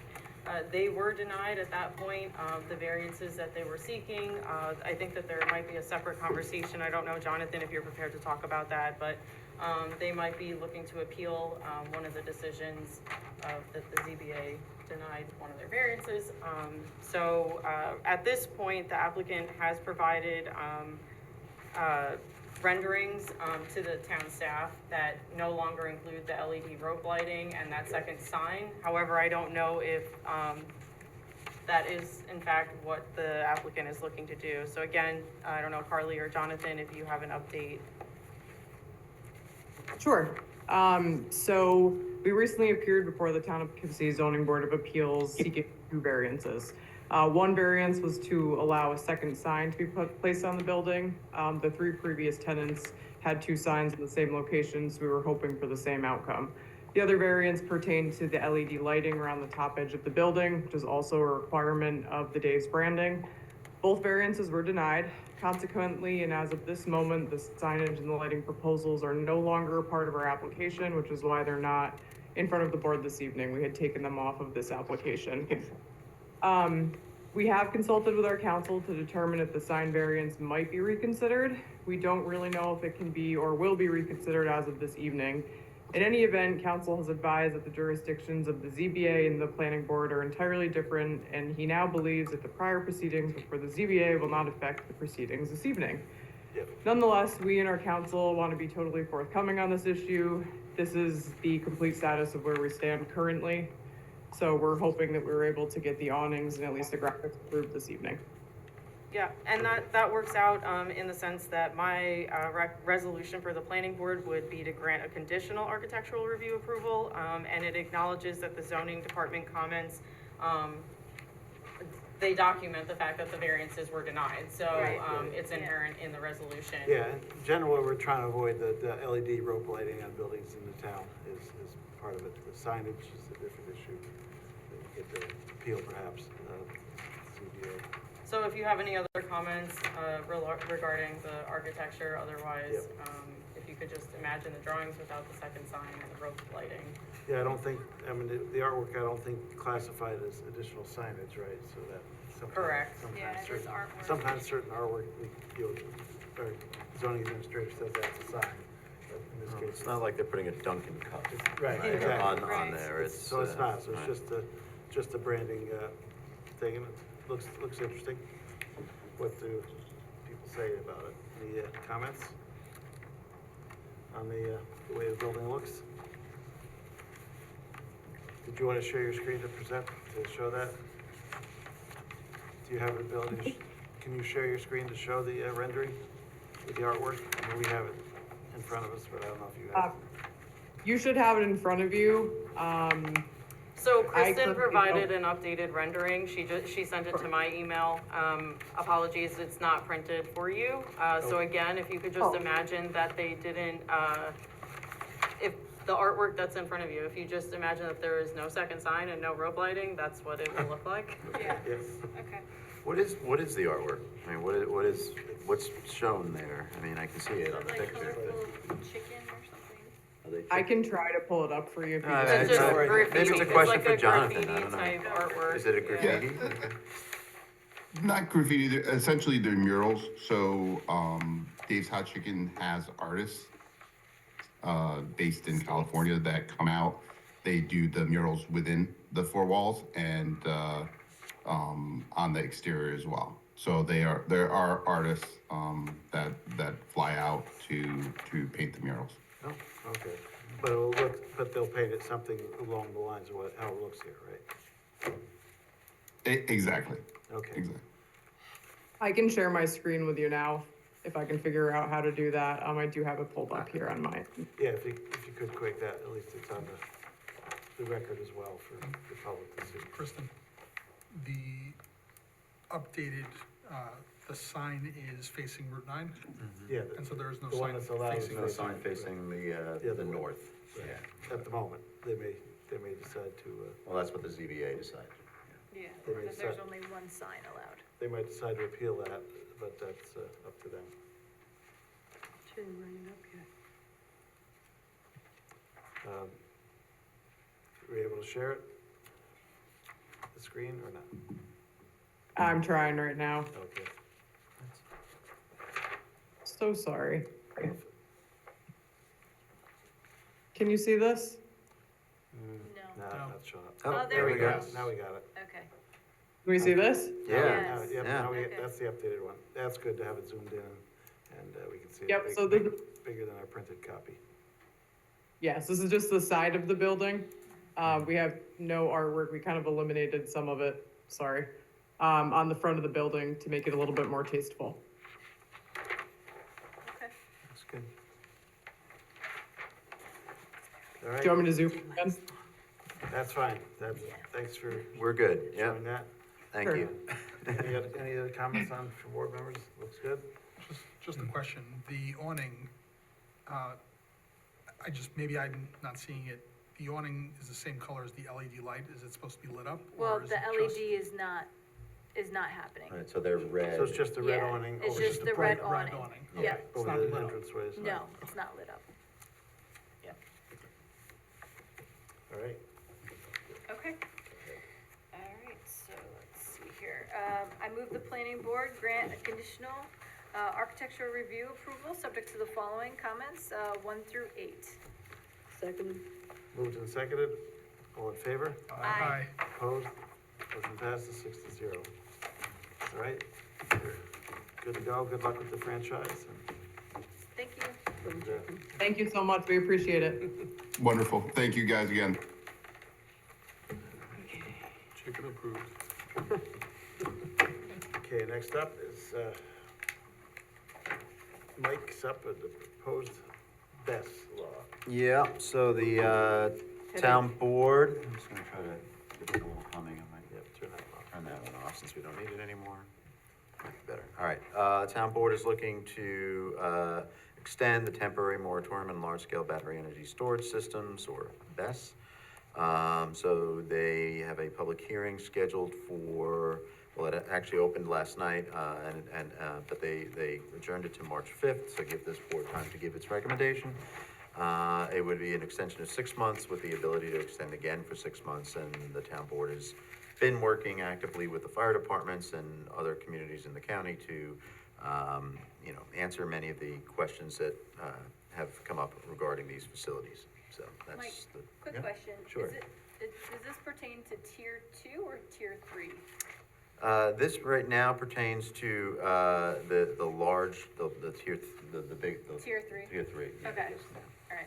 I was a little unclear And on actually, that. I think probably most tier 2 as well, because there's the number, it's based on the state building code. So the only thing it doesn't affect is the personal, The residential? the residential. Yes, yeah, okay. ones you put in your house. Okay. Okay. Yeah. That's probably a good idea after they had that big fire in California to do a moratorium as well. So I think we should do a positive recommendation this time for this one. Okay. Any other comments from board members on that? Nope, needs to be. Okay. Because the fire issue is a big one. Do you want me to read? Okay. Staff recommends that the planning board convey a positive recommendation to the town board regarding adoption of the proposed local law. Second. Moved and seconded, all in favor? Aye. Opposed? Motion passes 6-0. Now we got a short-term rental code Yep. amendment as well. So, Changes on this one. yeah, the Code Update Committee worked on a set of amendments to the short-term rental regulations that had been previously adopted. This set of amendments really A lot of it relates to the accessory dwelling units, local law that was adopted by the town board in October. Because of some of the changes there needed to be consistency between the two. The other, I think, big one, the town board had asked the Code Update Committee to look at was allowing for administrative renewal of special use permits issued for short-term rentals if the rental has complied with the code. Basically, if they're doing everything they're supposed to do we have to come back to the town board and do a public hearing and everything else again? And so there's now a provision for the zoning administrator to make that determination. Those are the main things, some other minor tweaks. And again, it's only for rentals that are 30 days or less, correct? Oh, yes, short-term Correct, rentals is sure. anything that's 30 days or less. I guess my concern was, is this changing the way it applies to ADUs? Is that- No, it's because ADUs have, the changes to the ADU law included doing things like allowing an ADU to be in a detached building, right? So you no Right, longer right. have to be within the. Right, could be So, over a garage or right, something so like that. because of that, there needed, the short-term rental law needed to be consistent. needed to Okay, be- update to yeah, match yeah. that. So those are the Just kinds of wanna things we're doing. Just want to be careful about having too many, but it's still all, the numbers are controlled by the town board as well. The town board does have the ability to set a maximum number of permits for both hosted and unhosted short-term rentals. They've given themselves that ability. Okay, Yeah. good, it's good, because I don't want to have an overabundance of, put ADUs in to help with housing. Affordable housing. Affordable housing, you don't Correct. want somebody just. They're very sensitive to turning that in- as well. Turning That's- into, yeah. STRs. Yeah. All right, what's the board's purview on this one, positive or neutral, or let them decide? I still think it's a town board decision, not ours. Any other board members weigh in on that? I think that's fine, Neutral, fine for this one. neutral, okay? Neutral? Yep. Yeah, okay. Oh. Yes? No. No? I have nothing. Yeah, okay. So Um, neutral. Staff Yes, recommends that the neutral. planning board convey a neutral recommendation to the town board regarding adaptation of the proposed town code amendment related to short-term rentals. Yeah. Do I have a second? Second. Moved and seconded, all in favor? Aye. Opposed? Motion passes 6-0. We have a couple of time extensions, Corwood Office Ventures. I move the planning board grant 190-day time extension of the Corwood Office Ventures, moving the current approval expiration date from March 21st, 2025 to June 19th, 2025. Second? Moved and seconded, all in favor? Aye. Opposed? Motion passes. Stratford Townhomes. I move the planning board grant 2 90-day time extensions for final major subdivision approval and for the conditional site plan approval from March 21st, 2025 forward to September 17th, 2025. Second? Moved and seconded, all in favor? Aye. Opposed? Motion passes. Can I go to last one? Sure, I'm, 35 Fairmount Avenue, architectural review. I move the planning board grant 2 90-day time extensions of conditional architectural review approval from March 21st, 2025 forward to September 17th, 2025. Second. Moved and seconded, all in favor? Aye. Opposed? Motion passes. Peterson Fill Permit. Move the planning board grant 1-year time extension of major land contour permit and aquatic resource permit approval from October 24th, 2024 forward to October 24th, 2025, conditioned upon applicant extending and maintaining the term of the previously filled security guarantee to be valid until the project is completed and closed out. Second. Moved and seconded, all in favor? Aye. Opposed? Motion passes 6-0. Any other business board members want to bring up tonight? Time to go. I move that we terminate tonight's meeting. Moved and seconded, all in favor? Aye. Opposed? No one wants to stay here. All right. Have a good night, everyone. Night. Let's see.